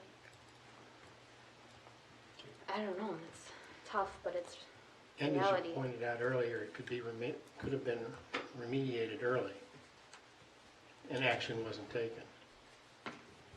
And that to me is a difference. I appreciate what you're saying, Dick. I mean, I don't know where you come up with that money though without eating it, truly. Well, you know, now, ma'am, Yes, Manager Miller. you know, what we got to do is make sure that we're just not being punitive. We're taking an opportunity here to. There's going to be other wells drilled, not only at this site but all around the district, and we got to make sure that the other well drillers are aware of what mitigation they should take. I don't know. These tanks sound like a reasonable idea, I suppose, for me, but I don't have to buy the tanks. And this is just going to be passed on to the consumer, more costs, and we got to make sure that this is a reasonable things that we're promoting here, and not just putting on a regulatory hat and say this is the rules and we'll take you to court, et cetera, et cetera. Manager Becker. To Manager Miller, there's nothing that'll get the attention of the industry as well as a reasonable fine. Fine, we'll take it. Manager Shekelton. I don't think I have anything more to add to Are we ready to vote, or is there more?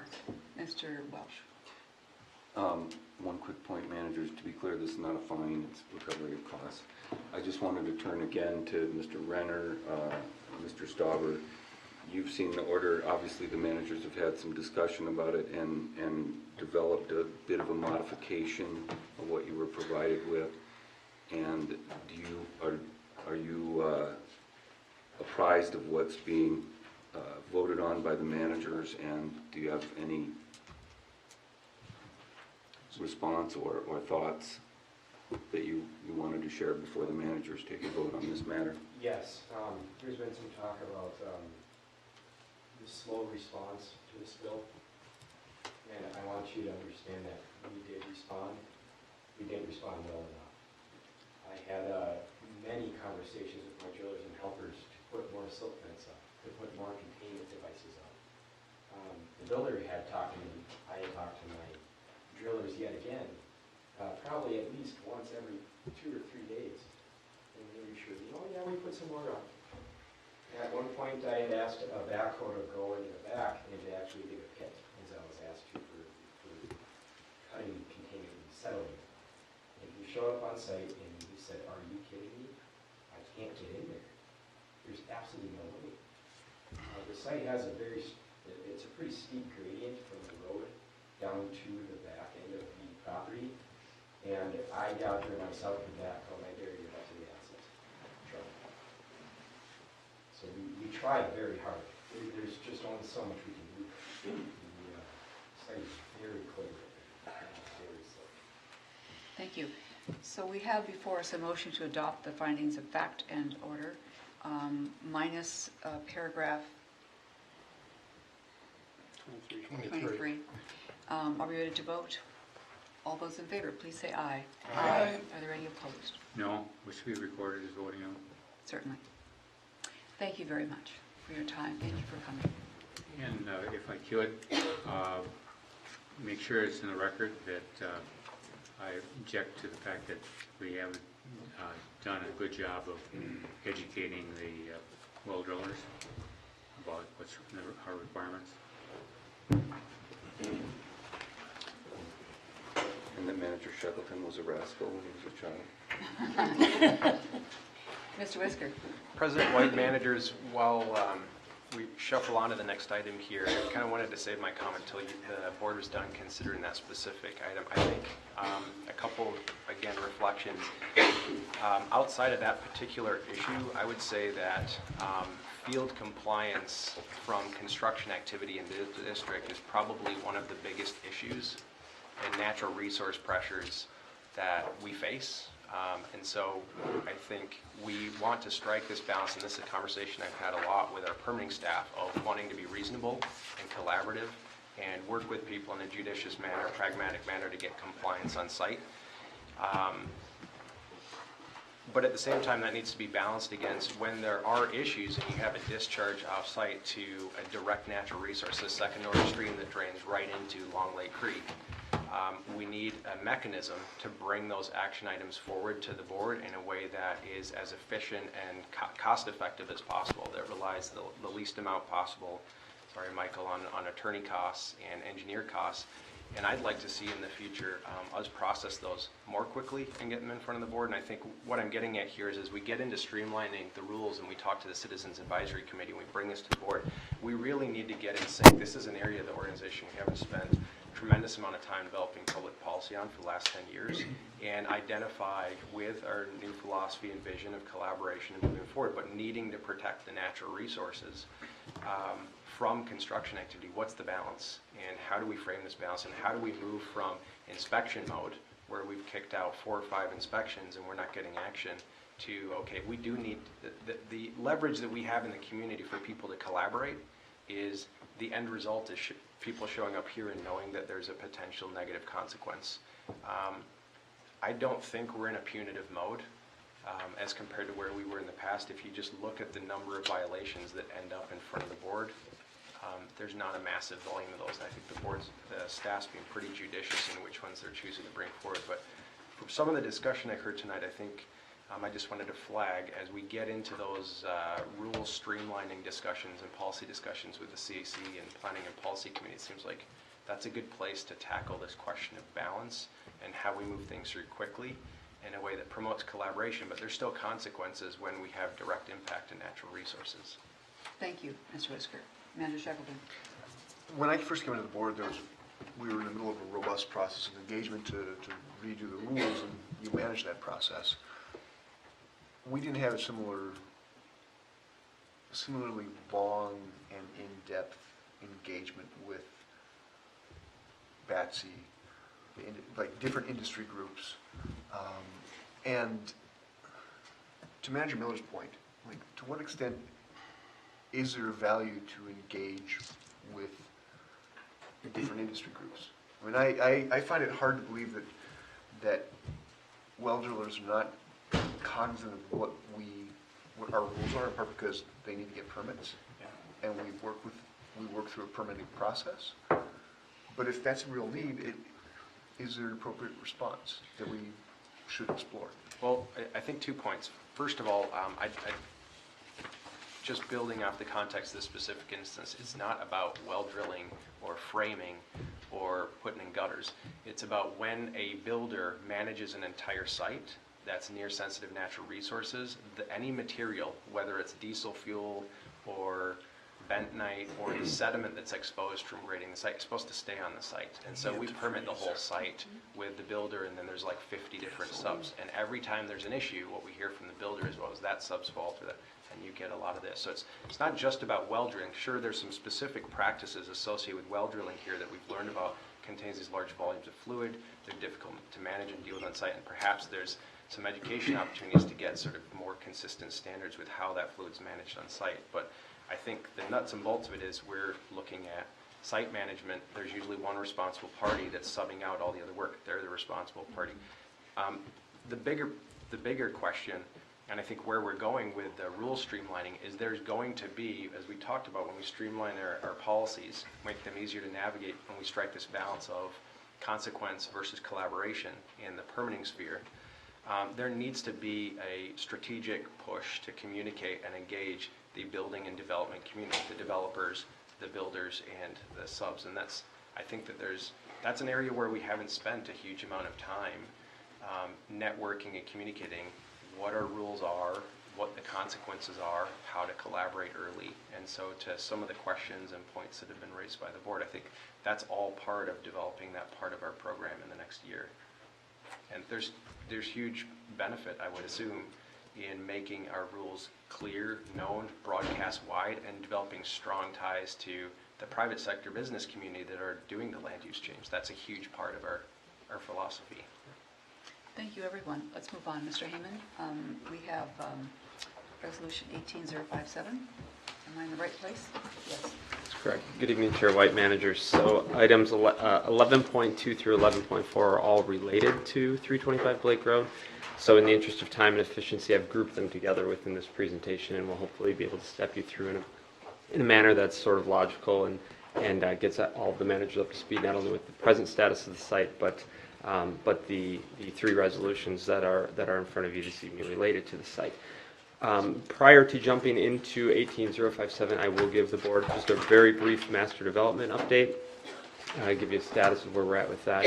I will then touch on the budget and funding sources, as that's directly related to some of the resolutions this evening, both with grant funding as well as some of the expenses. And then I'll work through each one of the individual resolutions briefly and take any questions that you may have as we work through those. So to update the board, since we selected Krause Anderson as the master developer in May, we've been working with their team to sort of plan the variety of processes that are related to trying to develop plans and concept design for the restoration and redevelopment of the site. There's 4 main areas we're currently focused on right now. The real estate process, and I've listed just some of the examples under what each one of the areas of focus would be. We're mainly focusing on the real estate process, the technical information, which has to do a lot with the demolition, stormwater, things of that nature, vision and design, which will be some of the review and feedback process, and then community engagement as well. We are continuing to engage a joint working group as we work through these processes, and we'll continue to keep the committees informed as we work through that as well. Just wanted to give the board a brief update on that. Regarding the project budget and funding, I wanted to touch on this on the front end because I think it'll help to sort of ground the board and inform you some of the elements that we're working through with the resolutions that are in front of you this evening. I did hand out a spreadsheet. That's just an FYI. It's an update to a previous spreadsheet that you would have received at a committee meeting back in March with funds that have been updated to reflect right-of-way acquisition and some grant funds that we've since received. So those are the numbers that I'm using in the presentation as well. This gives you a little bit more background with some of the notes that hopefully answer any questions you may have. But I'd say we're positioned pretty well. We've done a good job of seeking and have secured a variety of outside funding sources. One of the grant agreements is in front of you this evening. Just yesterday, the Met Council approved the TBRA seed grant, which is $805,000 for the asbestos abatement. So I think the funding, as we've put it together from whether it be the capital account, the stormwater account, or some of the outside funding sources, seems to match up pretty well with the direction we were trying to get for the projected uses. That being the demolition, site clearing, continued operations, and then stormwater natural resources. The sort of the overall conclusion here is that as of right now, with the funds that we've secured from outside funding sources and what we've been talking through with all the CIP discussions and budget discussions, we're in that $465,000 budget gap. Again, these are just projected. We don't know where bids will come in with demolition, and there's a variety of other elements, including the acquisition, some of the redevelopment costs, the soft costs associated with that. And we also have not included greenway enhancements, so whatever we might decide to do once we work through that design process with the developer. But I wanted to get the board up to speed with where we're at on some of the budgeting, as that relates directly to then item 18057, which is the approval of the grant agreement with Hennepin County. That's reflected in the budget as well. It's a $500,000 grant award. It's specific to demolition funding for phase 1 of the demolition, which I'll touch on in the plans and specs presentation. It does include some funds for decommission activities, and some of those are reimbursable, which are some of the other elements that we've conducted to date or intend to conduct prior to the building coming down. And so with that, I can pause. If any questions on resolution 18057, I'd be happy to take those now, or if the board wants to consider that prior to stepping through the next. May I have a motion to approve 18057, to adopt rather? So moved. Okay, and is there a second? Second. Thank you, Manager Rognus. Go ahead, Manager Olson. Okay. How did this qualify? What was the characteristic that qualified it for a TOD grant?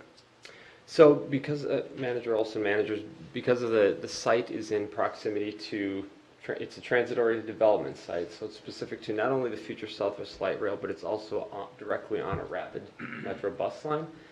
So it qualified for, there's a variety of funds that the TOD fund through the Hennepin County Housing and Redevelopment Authority will fund, but it qualified specifically for demolition and site clearing, some of the funds that they have available for that to help promote, similar to the TBRA seed grant, to help promote that redevelopment in areas where we have mass transit opportunities and transit-oriented development. It was more than just the possible light rail.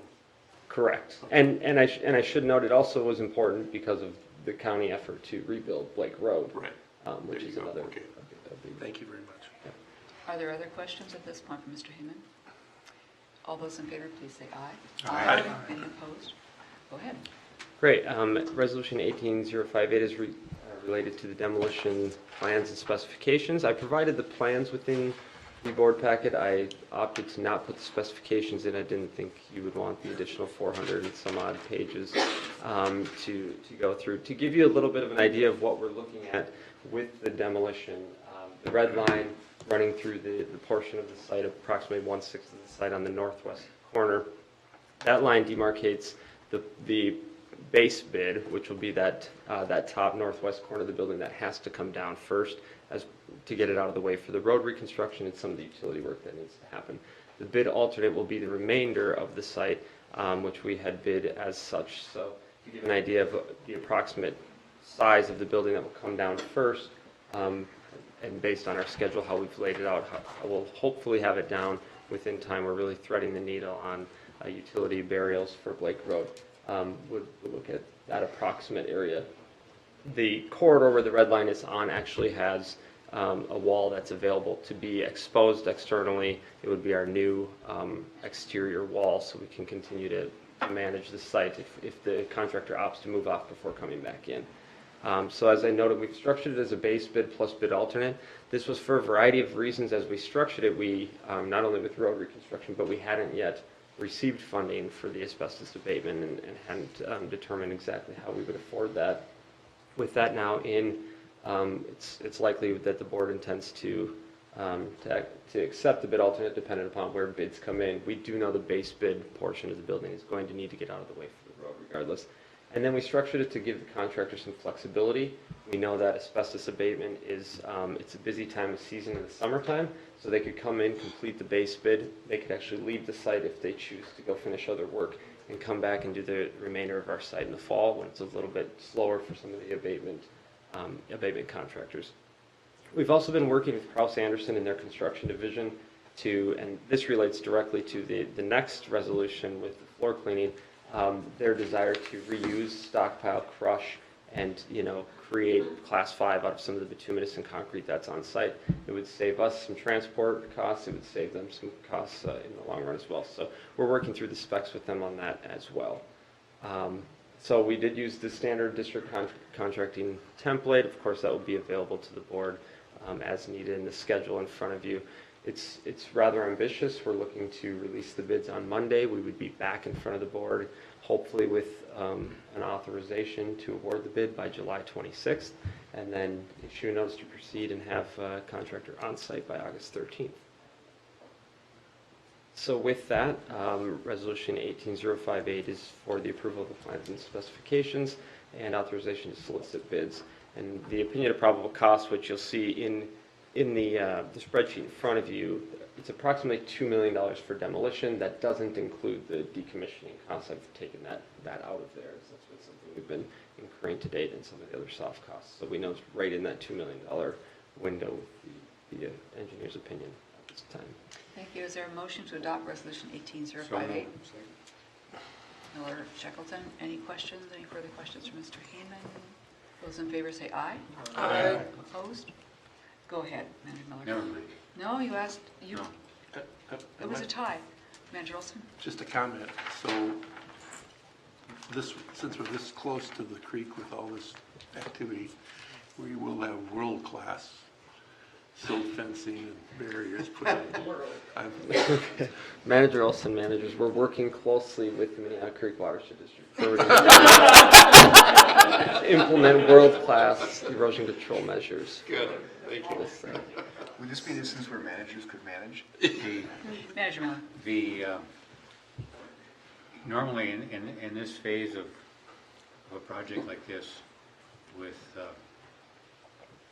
so many different activities going on, with getting the grants, and working with the city, working with the county on the road stuff, and then working with the developer and all the consultants, we would normally, as a board, be very nervous right now.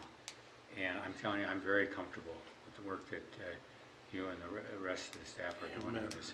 It's really superb work, and I know Kurt has been involved in a lot more projects than I have been, and if he isn't concerned, I'm even more comfortable than I am. I sleep nice. Yeah, okay. Makes fun of us. Thank you. Thank you for reading those 400 pages. Can we come in and sit down some afternoon? Absolutely. Kidding. Resolution 18059. Yes, so Resolution 18059 is related to the final decommissioning and the floor cleaning that the RBA is in your packet. Just to recap for the board, on the 22nd of March, the board authorized a variety of other removals at that time, all related to the refrigeration system. We've conducted all of that work, and at the time that was approved for about $314,000. We were able to find reimbursements for recycling of some of the material of about $35,000, and the pipe disposal for the ammonia system was lower than the estimate that we'd originally had. So the final costs for that were around $263,000. During those activities, Wank Response Services discovered a small glycol distribution system. It's sort of a backup system within there that requires us to, at a minimum, remove the liquid prior to demolishing the building. And the other element that you'll see in your RBA is some of the water intrusion that was on the floor. Once the defrosting had occurred, there were a variety of rooms that had pooling water. We opted to test it to see where it was coming from, whether it was roof or system, and it did contain heavy metals, and there was trace mercury, although we think that in talking with Wank Response Services, it's most likely the areas the mercury was tracked once it was discovered by the original contractor at some point. So in order to reuse the concrete on the site, we would be cleaning the floors. The areas in pink just indicate the floors that contain some of these contaminants, the heavy metals and mercury. The two proposals combined are $56,454. We did run some estimates with Wank and Krause Anderson to see about what we would be looking at if we had to dispose of that level of concrete as hazardous material, and it would be about $234,000. It's just an estimate that came up with based on that. So we're recommending that staff is recommending that we do conduct the facility floor cleaning, not only to save the disposal cost, but also to allow us to reuse the materials on site. So with that, the recommendation is to authorize Wank Response Services to complete those final two elements of the decommission process prior to demolition. Motion from Manager Shackleton, is there a second? Second. Manager Robinus, questions? Am I right in thinking that not only is there savings in, could you go back one slide, please? Yes. Not only is there savings in the disposal cost, but there's savings in the not having to bring in new material. Manager Shackleton, that's correct. And we're, part of our conversation with Krause Anderson is how do we start to quantify what it is that they're receiving in terms of salvage and reuse, recycle, et cetera. So, and I should have noted even in the bid for demolition, we've broken out the salvage and crushing into multiple alternates, so they have an opportunity to see what those costs are, and we can start to relay that information to them as well. But yes, it's sort of a dual savings in the sense of we're not hauling it, also not hauling it as hazardous materials. I like the idea of tracking future savings. Yes. That they will accrue because of what we are doing here. Yeah, Manager Shackleton managers, we have a spreadsheet actually running of all of the items we're able to reuse, salvage, recycle, scrap, et cetera, from the site, and as part of the specifications, we're hoping to hit at least 50%. It's likely we can go much higher just because of some of the asphalt and concrete, but that's our goal. So will the timing be that will you be cleaning the floors in the part that'll be torn down first for the Blake Road? That's correct. So that'll happen first. Any questions? Those in favor, please say aye. Aye. Any opposed? Thank you very much. Thank you. President White, Mr. Whisker. if you'd indulge me, the board already did this, but I do want to, and I've done this at previous meetings, so I'll not make a habit out of it, but commend Mike. I'm not quite sure how we are, where we are. At the beginning of the year, we said we're moving into demolition and decommission, and we set out extremely ambitious schedules to be exactly where we are now, and we ran into some issues along the way.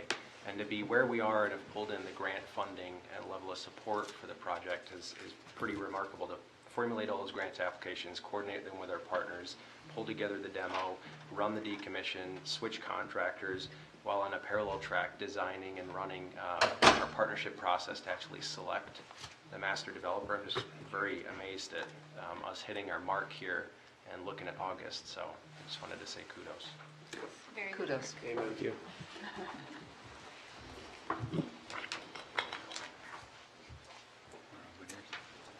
Item 11.5, we have Anna Brown and Eric Gilsett, Resolution 18060. This is a subject that always interests the board, the CARB. Luckily, we're before you a lot with it.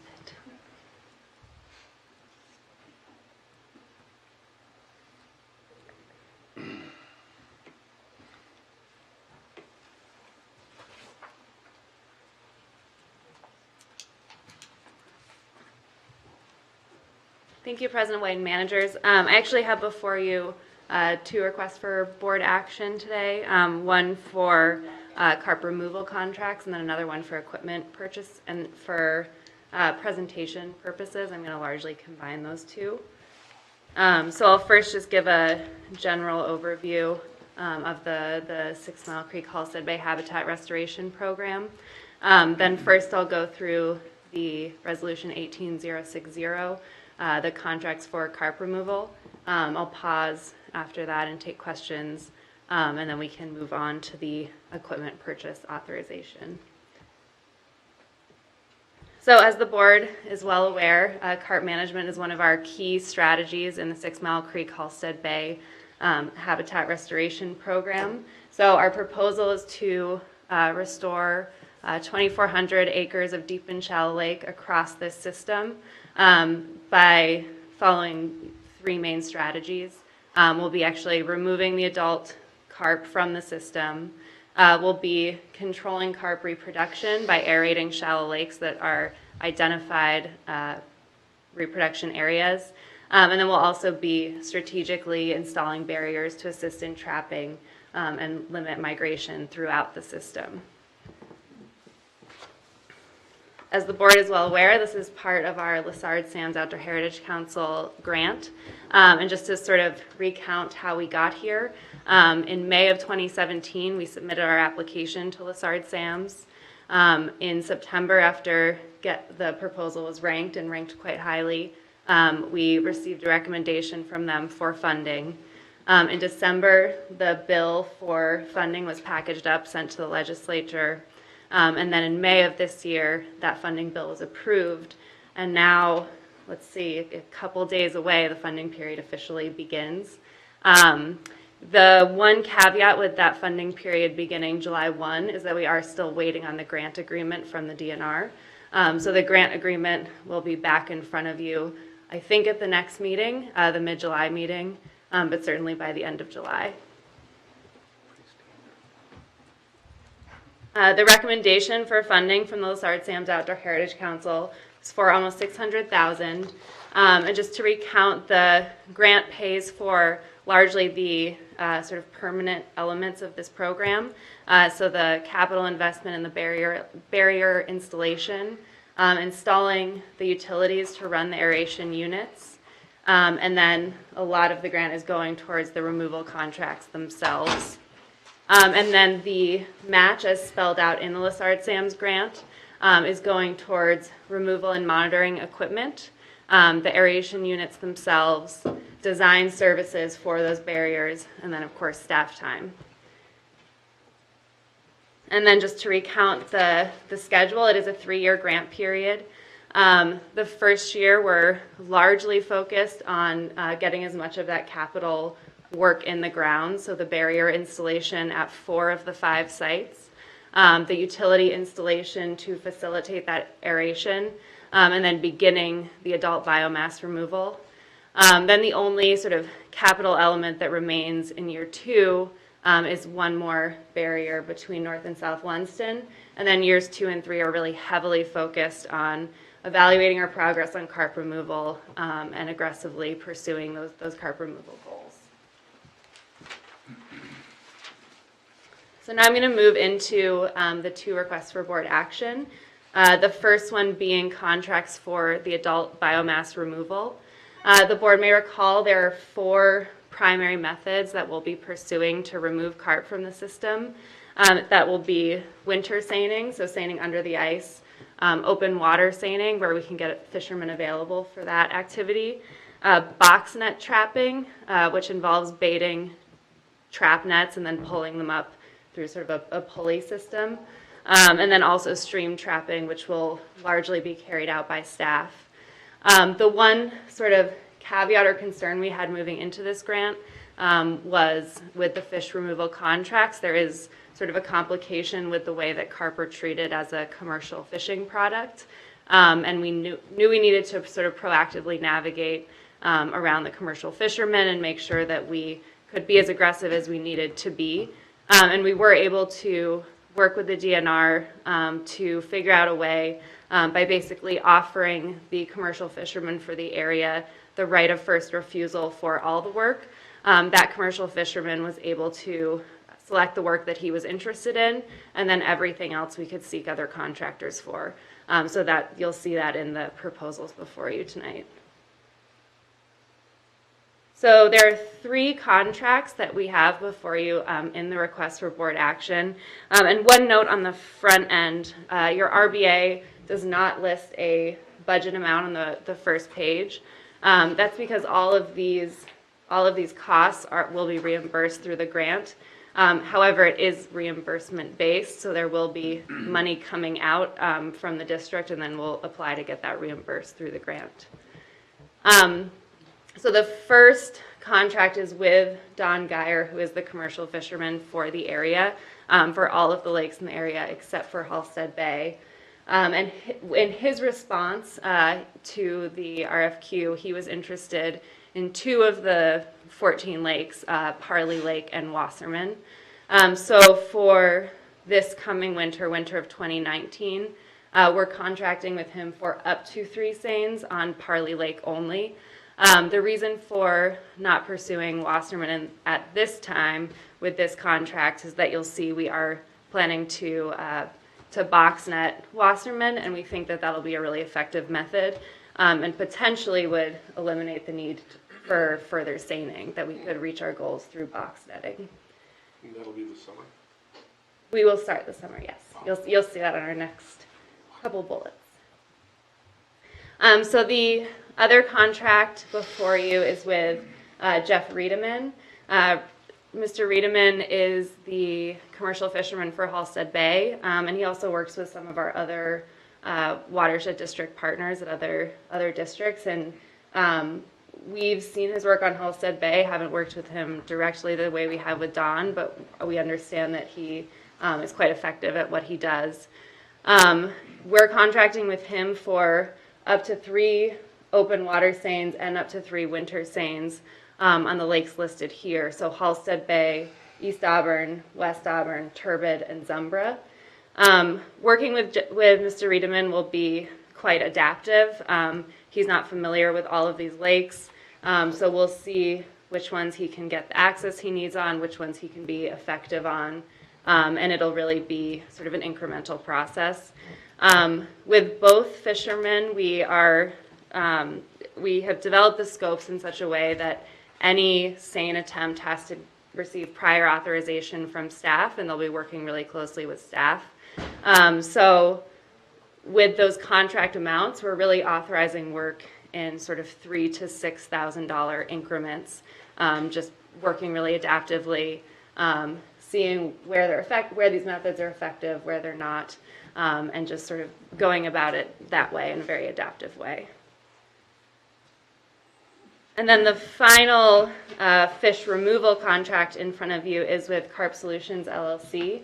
Carp Solutions is a professor out of University of Minnesota AIS Research Center. It's his company, sort of his side business, where him and his team look for innovative ways to manage carp. And so they really are the only ones that are doing this box netting method at this scale. They have 8 to 10 nets right now that they can deploy at any one time, and they're really, taking a scientific approach to making sure that they can be quite effective at that removal method. So at this time, we're contracting with them to box net trap on both Wasserman and Steiger lakes.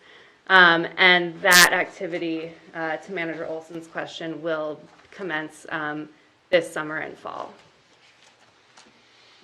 So the total cost for all of these contracts in 2018 is about $100,000, and then for 2019 is also close to $100,000, which tracks well with our anticipated fish removal budget within the grant. And again, it's quite adaptive, so we'll see sort of what's effective where, and this first year will really be a lot of learning. So at that point, I can pause for 18060, take any questions. Is there a motion to adopt 18060? Manager Olson, is there a second? Second. Manager Becker, questions for Ms. Brown or Mr. Kiltep? So who hires Boy Scouts? Excuse me? So who hires the Boy Scouts? I don't know Aren't- if you weren't can they- aren't hire they them hired? directly. I think they're supposed to put in their service hours. Is that you? Yes. Are there any other questions for staff?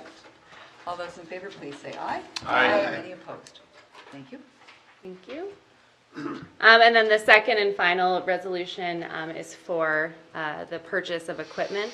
All of these equipment acquisitions were detailed within our Lessard Sam's application.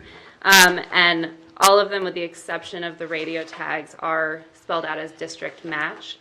So the radio tags will be purchased through the grant, but everything else is budgeted for in 2018 by the district.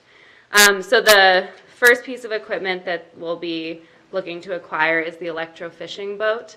The electrofishing boat is primarily a piece of equipment to be used in monitoring. It's really sort of a requisite piece of equipment for doing population surveys and monitoring our impact, our removal effectiveness, and throughout this lake system. So there are contractors out there who can do this type of survey, but given the extent of our activities and the extent of monitoring, our recommendation is that the district acquire this piece of equipment to save costs and also allow our staff to do that monitoring work. The second piece of equipment is the electrofishing backpack, which is that neat orange box on that gentleman's back there. This is primarily being purchased to aid staff in stream channel removal. So we'll be using both our permanent and temporary barriers to allow the carp to sort of stack up as they're trying to move between water bodies.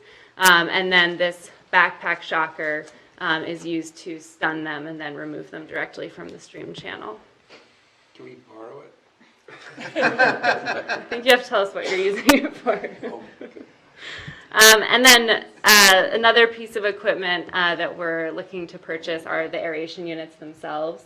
As the board is well aware, these are used to prevent winter kill in those lakes that have been identified as reproduction areas. The model that we're using is really sort of become best practice in the region. It's one that's used by Three Rivers Park District, by cities who are also doing fisheries management products. So it comes highly recommended, as well as Three Rivers has preliminarily agreed that if we are using the same model as them, they're willing to operate those units that are within Three Rivers Park District. So that'll be a great convenience for the district if they're willing to operate those. And then we're purchasing these directly from the manufacturer. So there's really only, they're sort of custom build. There's really only one source for these units. We're looking to purchase up to 15, but we won't be actually making any purchases until we've secured the land rights for each lake, and we can sort of purchase them on an individual basis without losing any cost or anything. And then finally, we'll be purchasing 80 new radio tags they're the same radio tags that work with the equipment that we used within the carp study, and that will be used to track carp and then aid in removals, much like we use them in the study. So with that, I can take any questions on equipment purchase. Does the Is there, boat purchase price include the trailer and motors? Yeah, yep. is there a motion to adopt resolution 18061? So moved. Manager Olson, is there a second? Second. Manager Miller. Questions for staff? Yes. So where do we store our boats in the wintertime? Yeah, Manager Olson, managers. Our boats are stored along with our vehicles all at Minnehaha Public Works. Okay. Over in Spring Park? Oh, No, Minnehaha Minnehaha Public Public Works, just Works. down the road. Thank you. They have a fenced-in area. Okay. They have a lot of equipment as well. Manager Becker. Do you have training in the safety aspects of electrofishing with the backpack? We have experience using the backpack, electrofishing, not formal training. We are going to have Carp Solutions provide us some training on the electrofishing boat, which has a little more components to it, so we are going to get trained on that. And then we'll, we have safety, consultants for the district. Will be, once we get the boat, we'll see what they have availability for training, safety training. It's important to get boots without metal cords in them. Yep. Experience. Or holes. Manager Olson, your question? I'm sorry. Go ahead, Manager. Just a quick story. The Red Wing DNR didn't want to pay the high price for the approved hip boots. They went to the local hardware store and bought cheap ones. And went out End badly.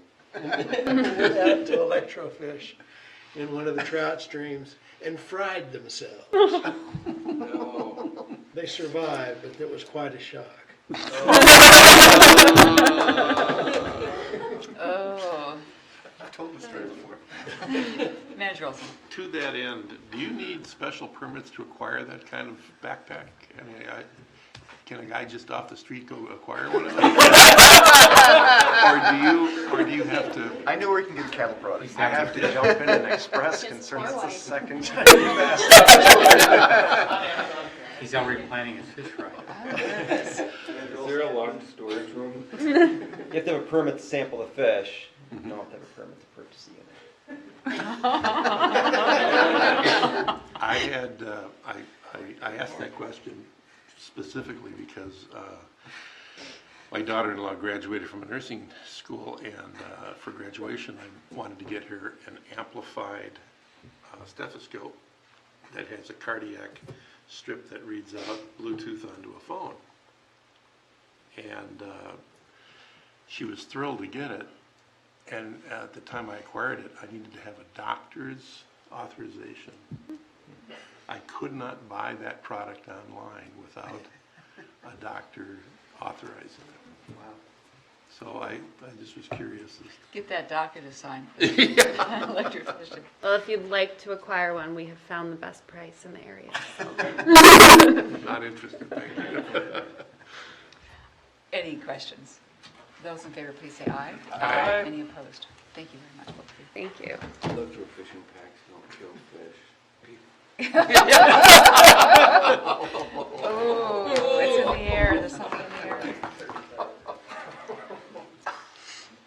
You clear a pool quickly. Item 11.7, Resolution 18062, Ms. Reynolds. Thank you, Madam President, managers. How are you going to top that? It's boring now, okay? Now I'm going to talk vehicles and contracts, so I don't get the fun stuff. We currently maintain 6 vehicles in our fleet here for the district for our employees to utilize. One of them, as I put in the RBA for your information, has not been utilized since 2014. Our 2001 Ford Ranger has been sitting over at Minnehaha Public Works since then and has not been driven. So the request I have before you this evening is to be able to dispose of this vehicle, in addition to be able to dispose of our 2005 Ford Escape. Make sure I have the right words there. And that vehicle has some mechanical issues and some that have been identified by the Public Works Department as not necessarily at this point in time worthwhile to repair and best to move it on in its lifestyle.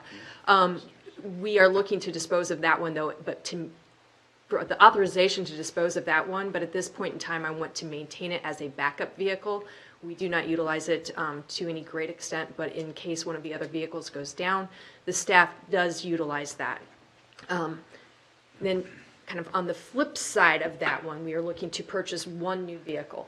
In doing the analysis, obviously we've not driven the 6th vehicle in 4 years, and we believe that maintaining a fleet of 5 vehicles kind of moving forward should be adequate for our needs. It's really 4 being utilized by research and monitoring on a fairly regular basis, and then the 5th vehicle will really allow permitting to hopefully be able to utilize a district vehicle to go do some of their inspections. And right now they are predominantly driving their own vehicles whenever they go out to do inspections. And like I said, it's kind of partially because we don't want that 2005 out there on the roads too much. I don't want the staff stranded. So what we're looking for is the authorization to dispose of the 2 vehicles, and purchase one new vehicle. It was not in the budget for this year, so it is expenses and funds that we are requesting to be able and authorized to use. I am looking at up to the purchase for up to $35,000. The 2018 contracts for the model year 2018 vehicles have closed for purchase and ordering. So I'm waiting for the 2019s to come out. Typically, they're out, the end of June, first part of July. I did contact the state contracting again today. He is hoping for them to be in place by the 3rd or 4th week of July at this point in time. So I'm monitoring that, but I was hoping to get the board approval, so as soon as those come out, we can move forward. Looking at the 2018 costs, I estimated the vehicle, that we'd order at about $27,000, which is why I'm looking for authorization up to 35 to see what happens with the 2019 contracts and where that negotiation comes in. Thank you. Pending any questions? Is there a motion to adopt Resolution 18062? Manager Shekel, is there a second? Second. Manager Becker, questions? Manager Shackleton. So we have a Ranger that we don't use because it's a manual transmission. What do we use to haul boats?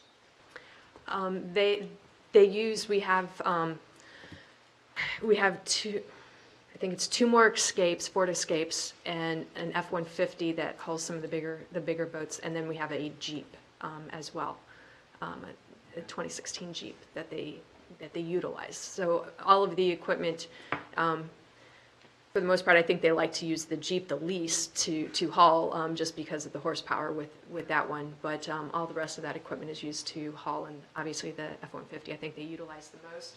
I had my R&M staff back there that may be able to support that, but to haul some of their equipment around in the boats.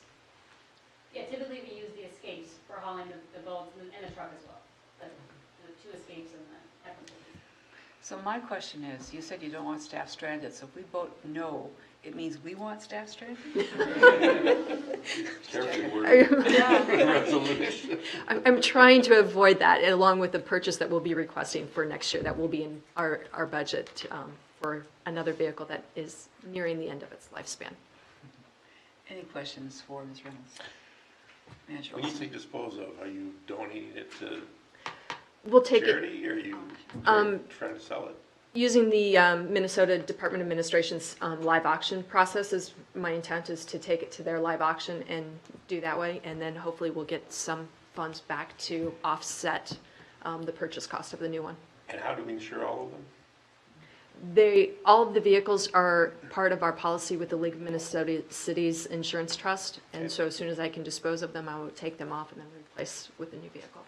Great, thank you. Other questions? All those in favor, please say aye. Aye. Any opposed? Thank you. Thank you.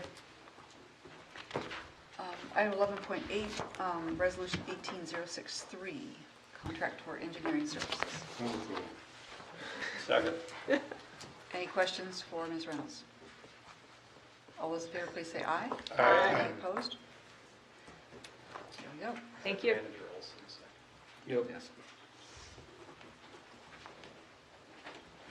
Resolution 18064, Ms. Christopher, authorization to apply for grant funding. Just pull up my slides here.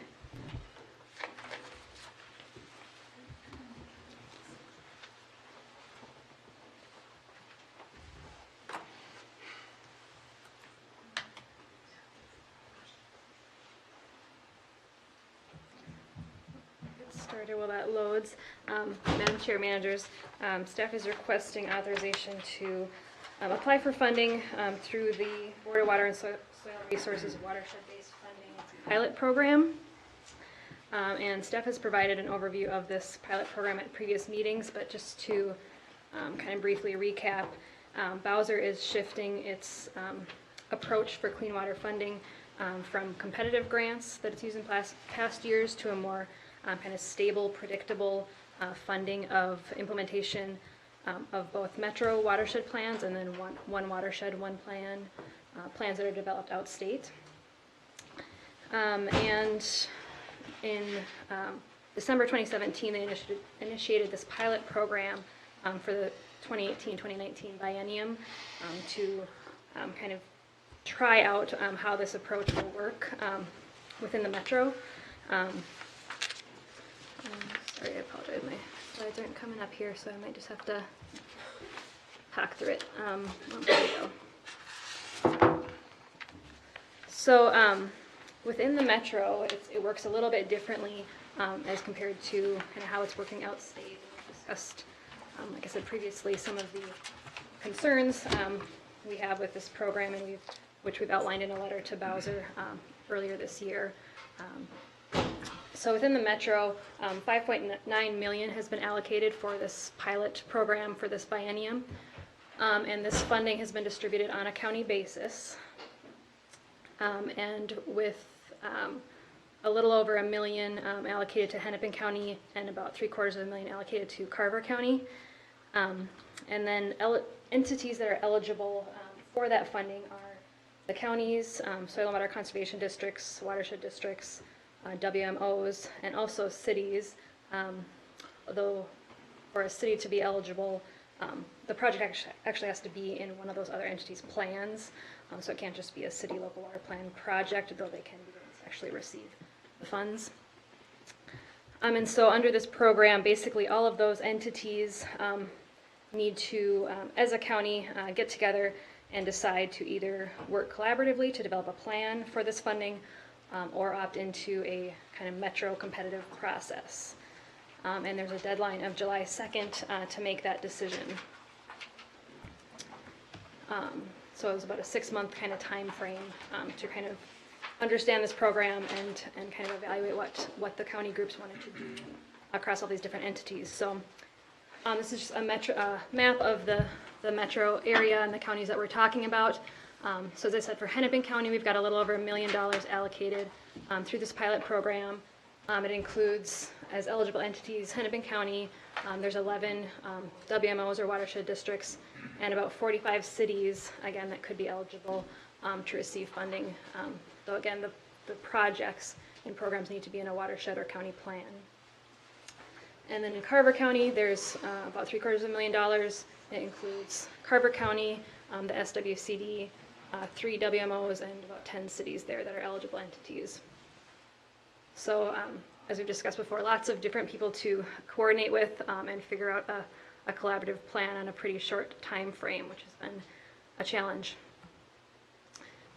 So again, back in, I believe, January, at the PPC, we had discussed this program when we first found out about it and talked about some of the concerns. And then in February, issued a letter to Bowser outlining our concerns and recommendations, mainly that we think this should be managed on a watershed basis, not on a county basis, in terms of how the funding is allocated and how these groups are supposed to be collaborating. That it should be set up in a way that incentivizes the best projects, the best outcomes, rather than just being kind of open-ended. And essentially what we've seen is that leads to everybody just kind of divvying out the funds. Everybody gets a little piece and kind of do what you will with it. And then third, we've recommended that there be a project priority list or some similar system to provide for the predictability that is really kind of one of the driving goals of making this shift in how the funds are being allocated. And we see that as a better way that allows it to be prioritized but still provide that predictability and a little more stability for LGUs. So just kind of getting up to speed on kind of the discussions that have been had.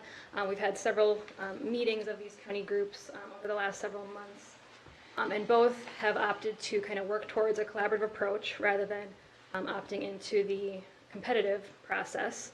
And I believe that's true of all the counties across the metro. I think everybody's trying to come up with a collaborative plan. And we've evaluated a number of different options from kind of simple formulas to allocate the funds based on, land use, tax base, those kinds of things, to collaborative efforts. So is there something that makes sense for us to be working on at a more of a countywide, regional basis, in terms of programming or that kind of thing. And then we've also looked at kind of more competitive approaches or prioritized, targeted, measurable approaches, which is what Bowser is striving for. But as we've said, this current program isn't necessarily teed up to do that. And so generally in these meetings with kind of myself representing the district, and then Anna as well. In Carver County, we've been kind of pushing for a more competitive or prioritized and targeted approach. And we actually kind of tested and kind of developed a potential approach with the Hennepin County group that really was kind of ranking and prioritizing projects based on resource need and resource outcomes. But ultimately, kind of where the general consensus landed for both counties is to use more of a formula-based approach, partly because of the short time frame. It's just kind of clear and simple for everybody to understand and come to agreement on. And then also just with the future of the program being uncertain at this point, people generally wanted to know that their watershed was going to get some portion of the funds rather than saying, okay, we don't have anything this year, but maybe we'll get one next year. I think could be more of a longer term approach that people would be comfortable with, but again, we don't know kind of in what form this program might continue, if at all. So I think people were willing to work towards a more prioritized kind of project priority list type of approach long term, but weren't comfortable with that for the pilot. So kind of where we've landed, again, for Carver County is kind of a simple formula approach based kind of 50-50, part on land use and part on tax base, with the idea being that, generally area is somewhat of a proxy for kind of resource needs, and then tax base, we'd also say is somewhat of a proxy for resource needs, just in that it's more developed, there's probably more impact, and also projects might be more expensive to implement. Where it's more developed, there's more hardcover, higher land values, those kinds of things. It's kind of the reason those two factors were selected. And so what that means in terms of our allocation, it would be about $94,000 for Carver County of that total $750. And then within Hennepin, the approach there was strong support for doing something to address chlorides. Again, thinking about what can we do collaboratively that affects all of us. We've got this metro-wide TMDL. Everybody's got impairments or threatened resources in terms of chloride. And so there was a lot of interest across the watersheds and cities in trying to get something going with a portion of these funds. So we've put about 10% or about $100,000 towards that effort.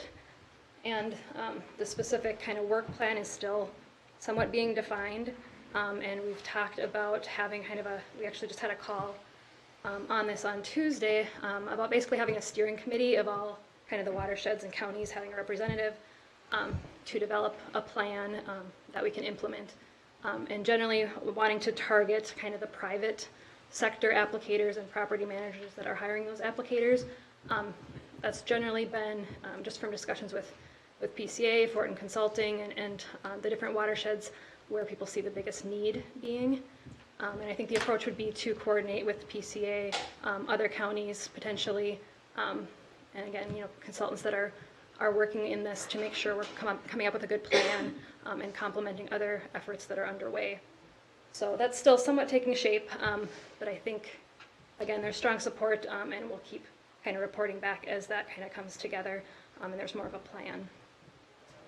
And then the remaining 90% of that would be split the same way as in Carver through that kind of 50-50 formula, and the resulting allocation for the district is just shy of $150,000 there. And just as a side note, with some of the other approaches we looked at in terms of the prioritizing and ranking that we had kind of test driven, I think we were looking at a pretty similar allocation for that. So, I guess in Hennepin County, kind of using this formula approach, kind of works in our benefit. We've got a large land area, we've got a pretty large tax base. So I think generally I was comfortable with it going forward that direction, as long as, again, we're going to kind of keep pushing for the long-term future of the program. I think going more that direction, hopefully through our conversations with Bowser. So in terms of those allocations for the two counties, the projects that we're proposing to put that money towards are listed here. So for Carver County, we'd be putting that $94,000 towards Wasserman West. And then in Hennepin County, splitting that between 325 Lake Road and Arden Park. And these are generally pretty consistent with what we've been assuming through kind of budget discussions so far this year. So it's, that's already kind of factored in to our budget assumptions. But you're 100,000 short. Because you said in 149, 151. Yep, that's the County. 325 Blake and Arden together. That's 250. Oh, did I put maybe I had a typo here. So is Hennepin 250? Yes, This yes, is I the first apologize, time I think I had a we've had her typo. on it. Okay, so the third from the bottom, whereas, where you say 149, 151, that should be 249, 151. Yes. Yes, good catch. Okay, I thank you. apologize, we want to amend that. Yep, that was just a typo. Okay. So then, in terms of next steps, like I said, the, kind of the collaborative. What were the numbers then? Oh, sorry. Go So to the it's- previous slide. So these are the correct numbers. Okay. It's just the total that I have in here for Hennepin County was wrong. It should I be, was off by 100. should be 249. Okay, great, good catch. Yes. I was darn typist. Yeah, so in terms of next steps, like I said, the collaborative work plan would be submitted to Bowser here by July 2nd, and then from there we would implement or execute kind of our individual grant agreements for each project and be managing those kind of as the individual watershed entities. And then just to note that there is still going to be a competitive grant process this year as well, and for the somewhat foreseeable future, although Bowser has communicated that they're kind of shifting away from that. And so that pot of money is probably going to get smaller over time. But for now, they are going to still have that, and I think that's opening in August, so we can be putting other projects forward for that process as well, and potentially getting more funding for 2019. And then, other than that, obviously next steps are to continue to participate in discussions and try to influence the future direction of this program. I think we learned a lot through the pilot. I think it largely reinforced the concerns and recommendations that we'd already provided. And Bowser has said that they're planning to set up a metro roundtable of LGUs, and that's to be started sometime later this summer. So we'd hope to be a member on that and be pretty vocal through that process. Take any questions that you have. Is there a motion to adopt Resolution 18064? Move approval. Manager Miller, is there a second? Second. Manager Shackleton, any questions? Manager Olson? Okay, it's more of a comment than a question. I have watched Becky and James voice our opinion over and over and over again, to the point where I think the Bowser people know them better than anybody out there offering comments. So I really appreciate the patience and the amount of time and effort you guys have spent doing that. I watched you make those comments at the Metro Mod, and it's great. The other thing is that that's part of this mapping, policy mapping that we talked about, and how you can influence how statewide policies are made, and I think that's a great example of that in action. So thank you. Manager Miller? Without throwing equity issues and all that other kind of thing in, I thought you did a really good job on focusing on the policy and not, doing a very professional one rather than whining about, the crazy system they put together. I was there for your presentation too, and I thought it was well done. Yep. Any other comments? All those in favor, please say aye. Aye. Any opposed? Thank you. Thank you. We'll move now to board discussion items. The first is preliminary design for Minnehaha Creek FEMA repair project. Ms. Schaffler.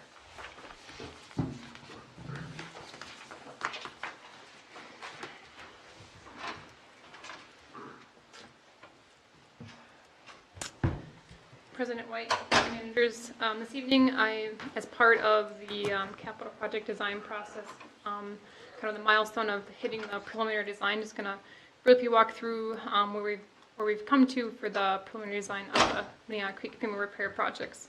But with that, I'm also going to hit on some other things that are related to the FEMA repair projects. One is the WPA walls, and then the other is the Minnehaha Glen. Then we'll end with cost estimates and timeline. So the projects are kind of oriented, there's 8 of them below Minnehaha Falls, that's on the right square, and there's 3 around the 35W corridor. So below Minnehaha Falls, I just wanted to touch on the Minnehaha Falls Glen O&M, as this was brought up when we ordered the Minnehaha Creek FEMA repair projects, and has been kind of an ongoing point of concern from the Watershed District perspective in our work with the Park Board. The Watershed District and the Park Board entered in a joint powers agreement back in 2008, and that was to identify how we're going to work together to do a bunch of improvements below the Glen. We did those improvements over 2009, 2011, and after that, the Park Board was on the hook for maintaining those. And another piece of that was they took on vegetation management also of the site. That hasn't necessarily been happening to the degree or standard we'd like to see it happening. And in 2014, President White sent a letter to their president at the time, kind of articulating that, and had requested a collaborative approach and strategy to do that. We've been trying to get those things in motion, haven't gotten much legs, but we're hoping that the upcoming initiatives of the FEMA repair project, where we have 8 sites down here, and then also the recent stormwater outfall study that the district just wrapped up, which identified potentially removing a big outfall from the wading pool area.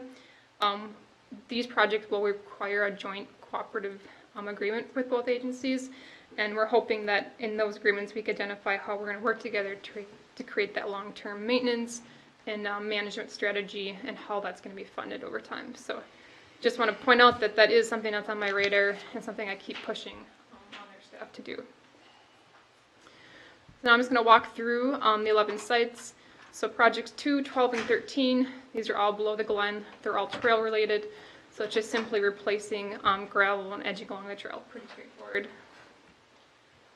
Projects 5 and 8 are also below the falls. So the one on the left is one of the elevated boardwalks that we've installed. And then the picture on the right is just downstream of the wading pool area. So these repairs are proposed to be bioengineering, which is looks similar to this. This is a bioengineering work that we did on Reach 8 of Minnehaha Creek, just upstream.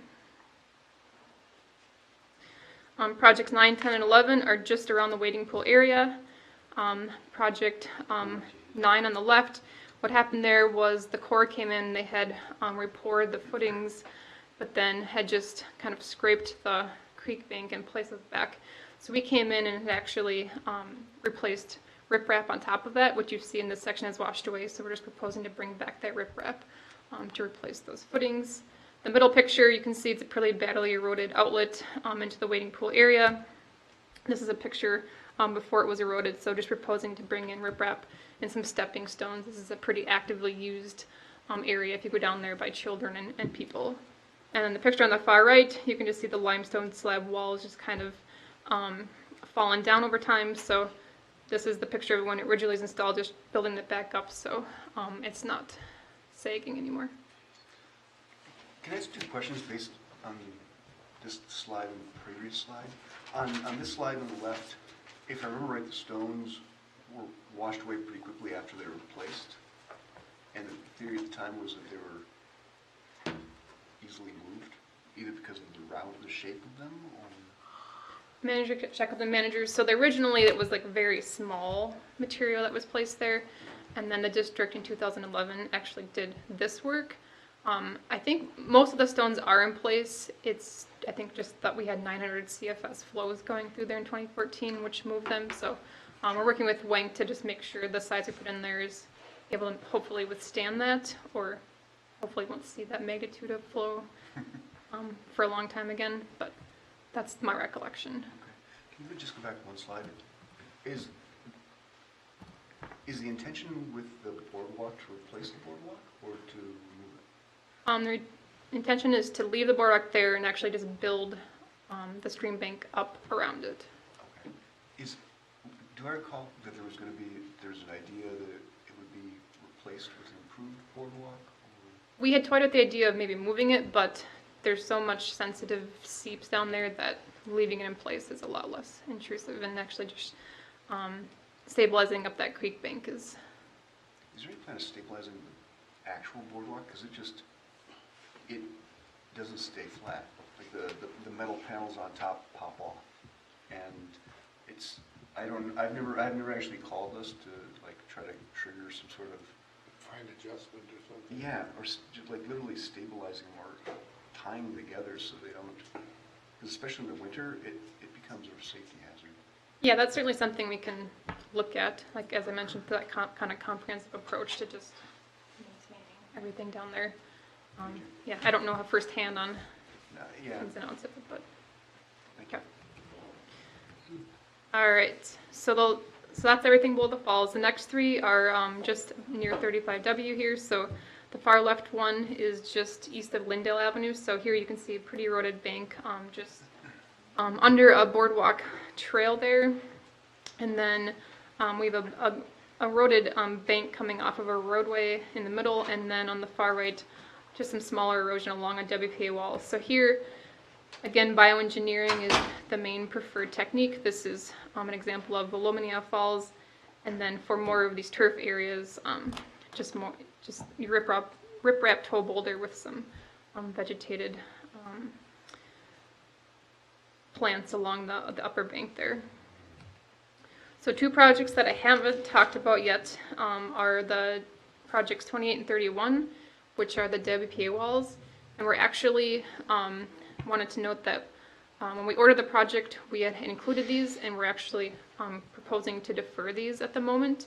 And the reasons for that are the FEMA money was actually to repair the walls, not remove them, and that isn't our preferred route. And if we were to move ahead with removing them, that would require Section 106 approval, which all the other sites don't. We learned after we ordered the project that because FEMA already did an environmental review, the Corps of Engineers defers to them. So we're good to go historically for reviews. So we didn't want to potentially cause defer of those other 11 projects by trying to keep these in that same bundle. And overall, this would result in approximately $350,000 cost savings to the district. But taking even a step further back, as we're working with the park board on their master planning process, there's way more than just these two WPA walls along the creek, and wanting to take a comprehensive approach to if indeed these walls are causing conflicts with the creek, and now, especially with high flows, failing and causing erosion, to thoughtfully develop a programmatic approach with the State Historic Preservation Office to see if we can actually get them all removed, if that makes sense, and do that thoughtfully and develop a good game plan to do that, and not just kind of do these one-off projects that can become timely and costly because you're not that familiar with the process, and their approach can somewhat be subjective. So taking one kind of approach to that. So that is our recommendation there. So I'm just going to end with cost estimates. So we've lowered them down from 13 projects to 11, and those 11 projects are estimated to be approximately $460,000. Of that $460,000, FEMA will fund approximately $250,000 of that. So the district's cost there is a little over $200,000 for construction. We originally ordered the project for $1.2 million. Our revised estimate for design and construction is more closer to the $760,000 mark. So currently we're tracking around $440,000 under that initial ordering cost, and we have reflected that in the most recent budget numbers that Becky and James provided a couple weeks ago. So project schedule, tonight we're reviewing the preliminary design. Mid-late June, we're looking to review with the city and park board, and also to host potentially another tri-project meeting with the city projects and park board projects, and then come back to you guys in another month for final approval of design and authorization to bid, and then hopefully in August we'll actually bid, select a contractor, and then give them that big window to actually install improvements. As we all know, flow in the creek is very variable, so there's a window of time. Hopefully we'll get better bids by providing a big construction window. And with that, I can take any questions. One thing I did want to add is, as we work through the FEMA stuff, I feel like every time I come to you, there's another change in what I'm recommending. And certainly been keeping track of all of the lessons learned to date.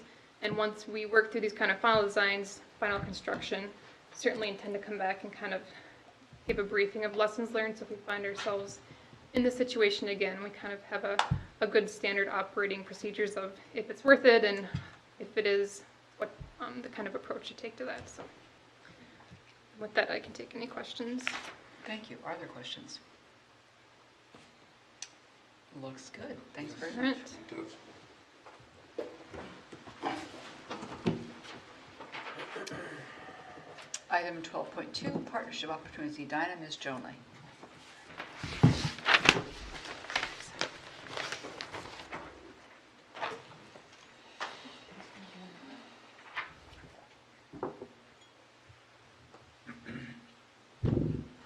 President White, fellow managers, tonight I'll be presenting on discussion item 12.2, Partnership Opportunities in Edina.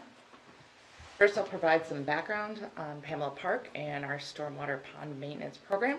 I'll outline a partnership opportunity in Pamela Park, and after that, we'll pause for questions.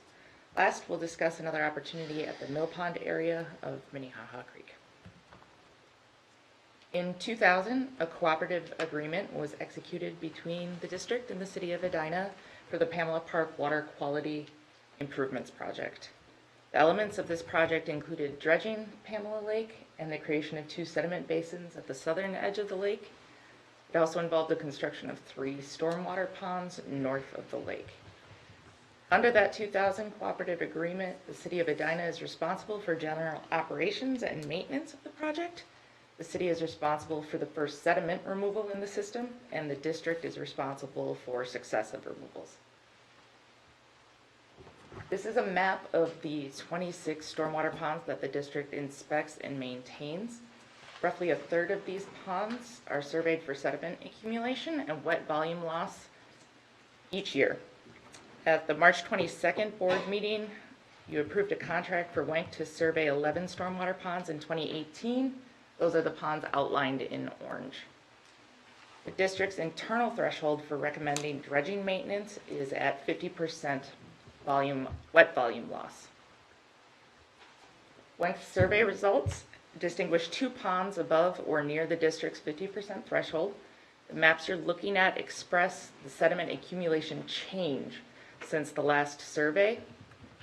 Pamela Park Pond 1 has a loss of 66% wet volume, and Bidet-Makaska, formerly known as Southwest Calhoun, has a loss of 47% wet volume. Based on this data, staff will be recommending to the board that the district dredge Bidet-Makaska winter of 2018-2019. In addition, district staff conveyed the Pamela Park Pond survey results to the city of Edina, recommended dredging maintenance, and they are the responsible party for that first dredging under that 2000 cooperative agreement. Cost estimates for Bidet-Makaska maintenance is based on previous dredging data from 2016, which had uncontaminated sediments. We've already received the results for Bidet-Makaska this year, and we know that they're not contaminated.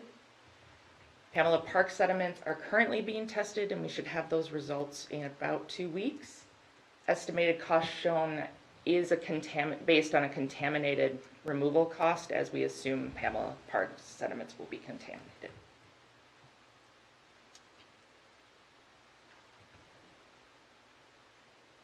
After we provided Edina with the Pamela Park Pond 1 survey results, they approached the district inquiring whether we'd be performing maintenance on other stormwater ponds. And as we intend to recommend dredging in Bidet-Makaska, the city of Edina requested that we consider a partnership where the city would fully fund the district's design and construction oversight of the Pamela Park Pond 1 maintenance. District staff had evaluated the city's request and determined that by overseeing this process, the maintenance may occur on a shorter timeline. A cost reduction may be realized based on pairing the work with the dredging of Bidet-Makaska. Work would follow the district's established standards and procedures and would familiarize staff with the maintenance needs of Pamela Park as the district is responsible for subsequent dredgings. The only direct cost to the district would be staff time, for which the city of Edina is also willing to reimburse us.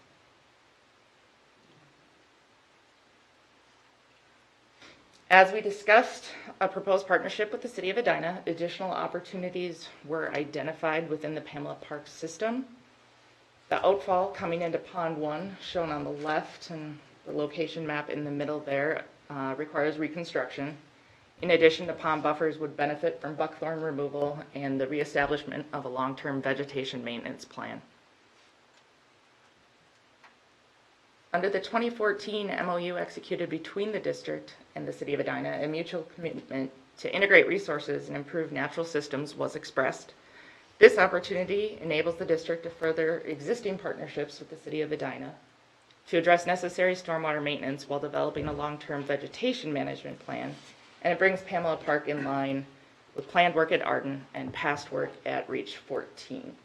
And for those managers who might not have been around for Reach 14, that's a very current example of one of the participant shorelines. It was taken like 2 weeks ago.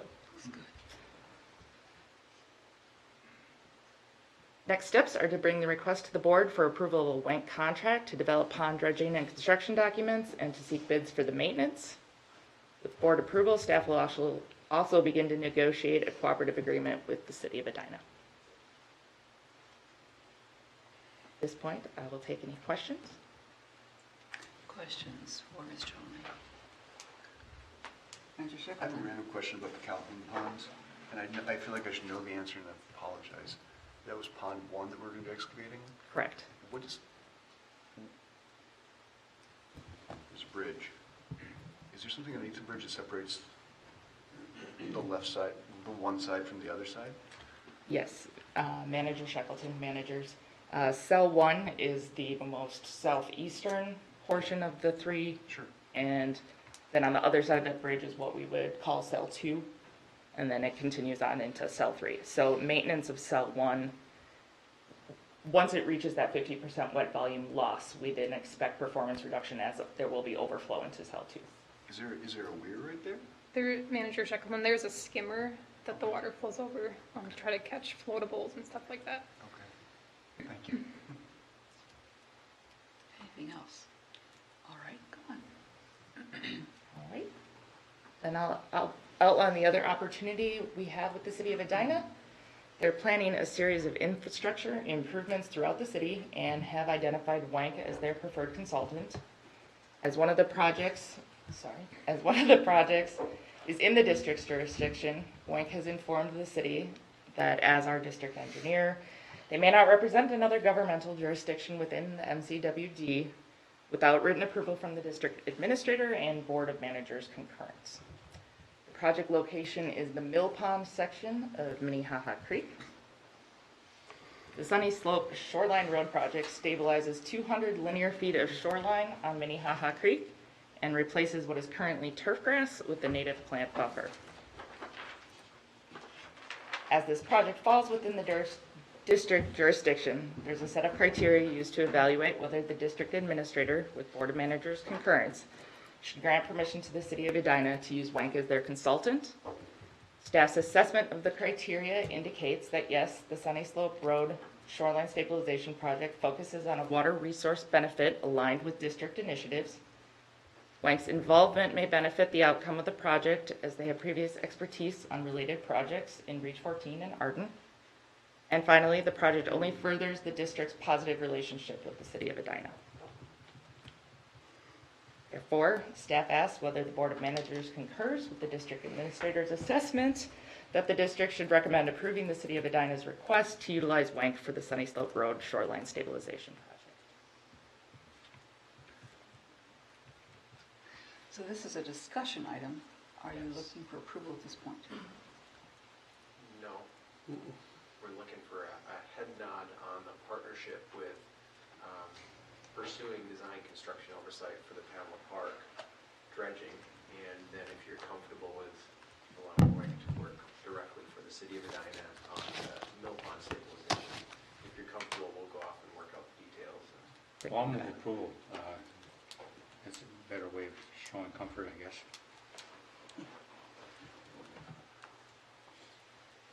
There is nothing to approve.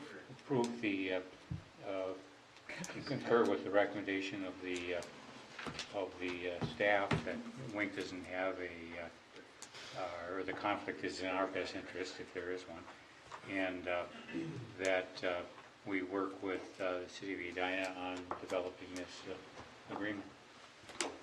Manager Shackleton?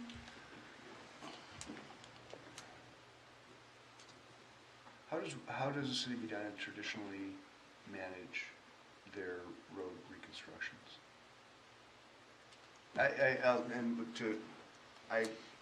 do have a concern with the city having the same engineer on the project we would have to permit. And I think that there's a value and a healthy tension between a permittee's engineer and our engineers, even on the simplest thing. And how does the city traditionally rebuild a road? Mr. Wicker? I'm not sure I can answer the question directly, but I can sidestep it deftly and come at it from another angle. What are we missing? Well, I think, Manager Shackleton, that first and foremost, it's within the administrator's discretion to waive the conflict, but it's been my practice in the past to bring these, because they typically have gotten routed through the planning group in the past, bring them forward for the board to make sure that where WENC is involving itself in other community projects, that you're actually comfortable that it's not a conflict and it's not generating any issues. So we've waived this a number of times. For example, working on design projects with Victoria or St. Louis Park for, like St. Louis Park's Louisiana station area. They were involved heavily in the station area plan. And so typically the criteria that we look at is it a natural resource focused project? In this instance, it's not just road reconstruction. There's a series of infrastructure improvements that are in 9 Mile that have nothing to do with those, and WENC submitted a response to the request for proposals. One of the projects is stream bank restoration on the main stem of Minnehaha Creek. And typically when we have WENC involved in those types of projects, it brings us closer to the project, it streamlines the process, and ends up making permitting easier. One of the things that we consider in how does it compromise our permit review ability is how much engineering review is actually involved when the permit application is submitted. And generally, shoreline and stream bank applications are ones that are handled by staff, not WENC. So it's not civil heavy. This isn't a big stormwater infiltration gallery or design like that that's civil heavy that then they're reviewing themselves. But even in those instances where they've been involved with cities in the past in those types of projects, the districts found it within reason to waive because it's part of a partnership. So in this instance, back to what am I missing? What are the elements, since there's now a motion for this that I recognize has not been seconded, but what are the elements of this project that describe the project and how there would not likely be a conflict?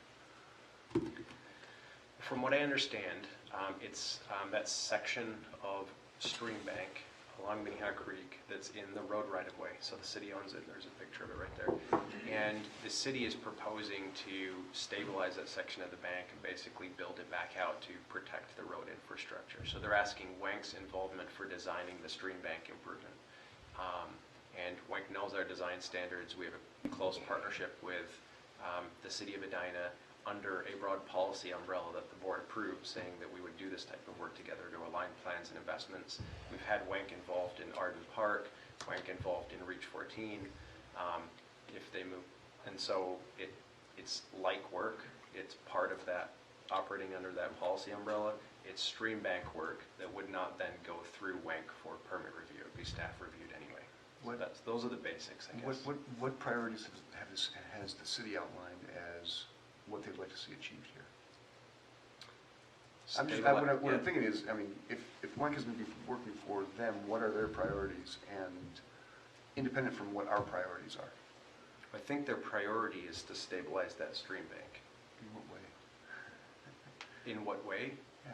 Well, they don't have a design for it, so I can't tell you what it's going to look like, but it would be some bioengineered stream bank with probably some toe boulders, some soil profile in there, and then natural vegetation. I recognize that that's how we would normally do these things. have they articulated that type of vision? Well, therein lies the benefit of having Wenk involved. Because Sure. that's the And direction it will go. I mean, simple projects often become complicated, and I don't want to, Sure. I don't want Yeah. to belabor the point, but simple projects can become complicated.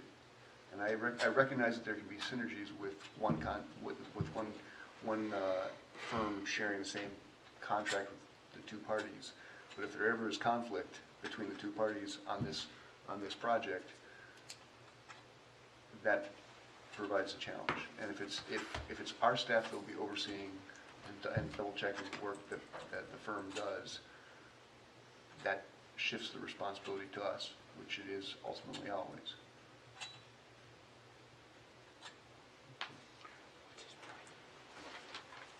Is there anything else? So is Yeah, there? it seems like I'd a like good to- idea. I think so too. That's what they were. I got a motion, but no second. That's correct. To get Oh. official. You want him to second it? I'd like to second it. Okay. I'd Would like, you write the motion out, please? will I write it out? No. I have that right to ask. It's in our governance policies. I move to amend the governance policy. I want to know, don't write it, say it to me. I want to know what your motion is. To approve the administrator's waiver of the conflict for Wink to work with the city of Edina on the restoration of the Mill Pond roadway. Well, I have no problem with them doing it, but I think we should wait till we have an RBA, something with some meat to it. Well, I really don't like the idea of us delegating to the administrator the right to waive the conflict. I think it should be in the, he can waive it, but he's got to, not at his discretion, inform the board, but as a requirement, inform the board. I second that motion. Any discussion of the motion? Those in favor say aye. Aye. Any opposed? I'll oppose it. Wait, you're opposing this? I'm opposing making a decision tonight without any RBA before us. I have no problem with Wayne doing this. Mr. Whisker? I don't know if I have a question, I'm confused. So the contract that the Board of Managers approved earlier tonight and that Wenk is currently operating under explicitly says it's within the administrator's purview to not inform you and waive conflict of interest. We have routinely entered the best practice of bringing those forward to just make you aware of where those waivers are being exercised. Right. So I'm not sure what the motion was, but are we bringing back a request for board action on this, or? My understanding is that the motion was I made. got a little confused. My understanding is the motion was made to approve, to support your decision to allow Link to take that bid. Dick said he would prefer for things to come to our board. I jokingly said I second that motion, recognizing that he had not made a motion, and that, is that what you're getting at? Yeah, I think Michael? Thanks.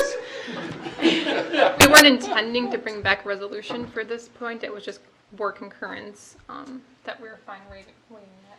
And managers, I think staff wanted to just make you aware of this so that as they operate under that discretion, they know that it's going to pay off, that they have some. They're not going to get a big. Yeah, they're not going to get their rug pulled out from under them when they bring the RBA, right? Which is perfectly within the board's purview.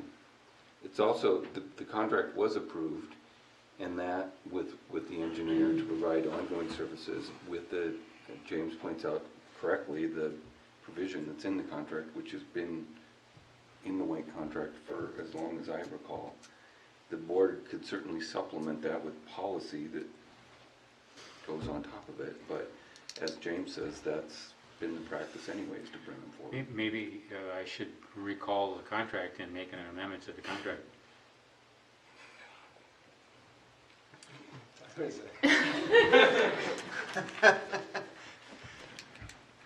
I just think that, I don't mind them, having authority. It's just that it's not at his discretion to make us aware. It should be required that he make us aware. You're the one who moved approving the engineer's contract without even a presentation. Yeah. And I can move to reconsider and amend it if I... Manager Shackleton? I entirely agree with Manager Miller's frame on this. Recognizing that we just approved the engineering contract, that there was no discussion of this.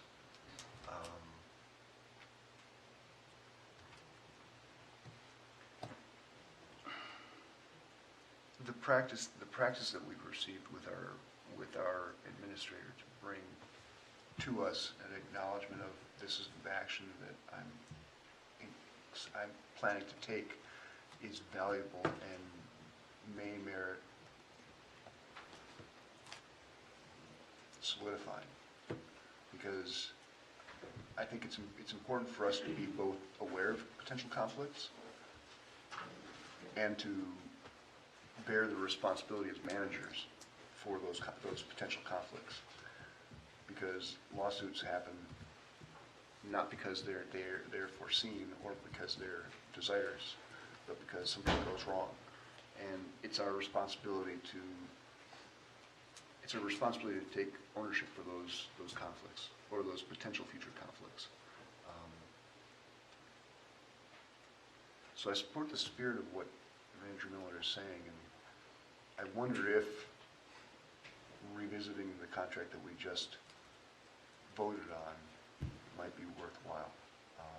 And I'm just thinking out loud right now. No need to. No need to. Right.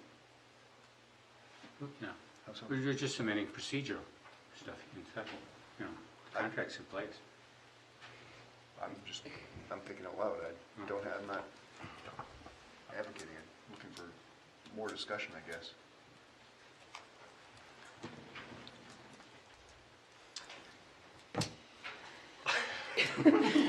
Can I ask? Sean, don't you want some policy discussion, or has this got to be a request for board action before we have a discussion?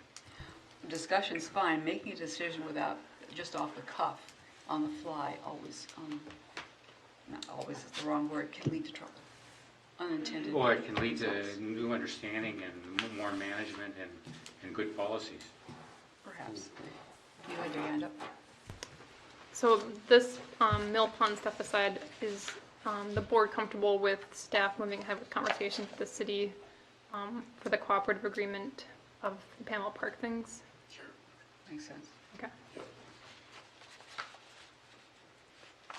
Good opportunity.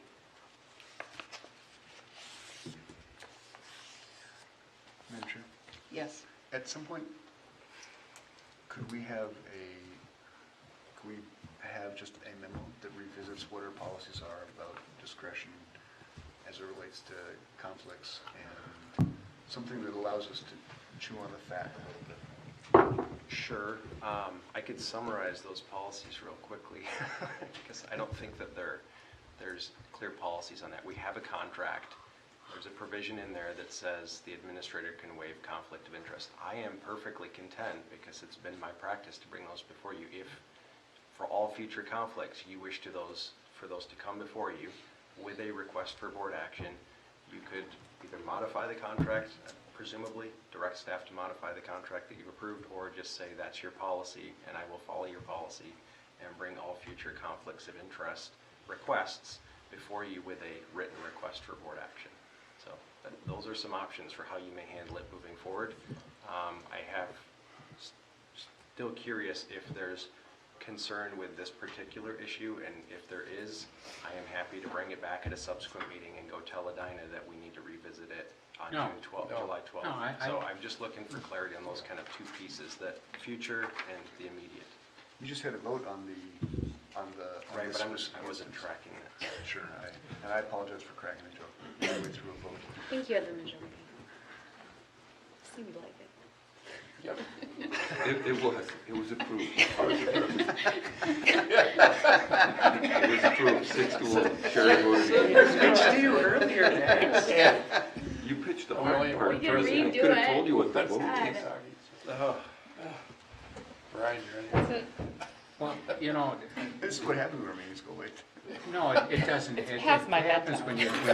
when you think out a little bit. Conflicts of interest are a big deal. And we've never had any that haven't been appropriate. But, you know, we should just protect ourselves in this kind of thing. And protect the administrator, too. Manager Shackleton? I would support a revision to the policy, but I'd rather not make this decision on the fly at 10:15 at night without having some time to allow it to percolate, because I agree with Manager Miller.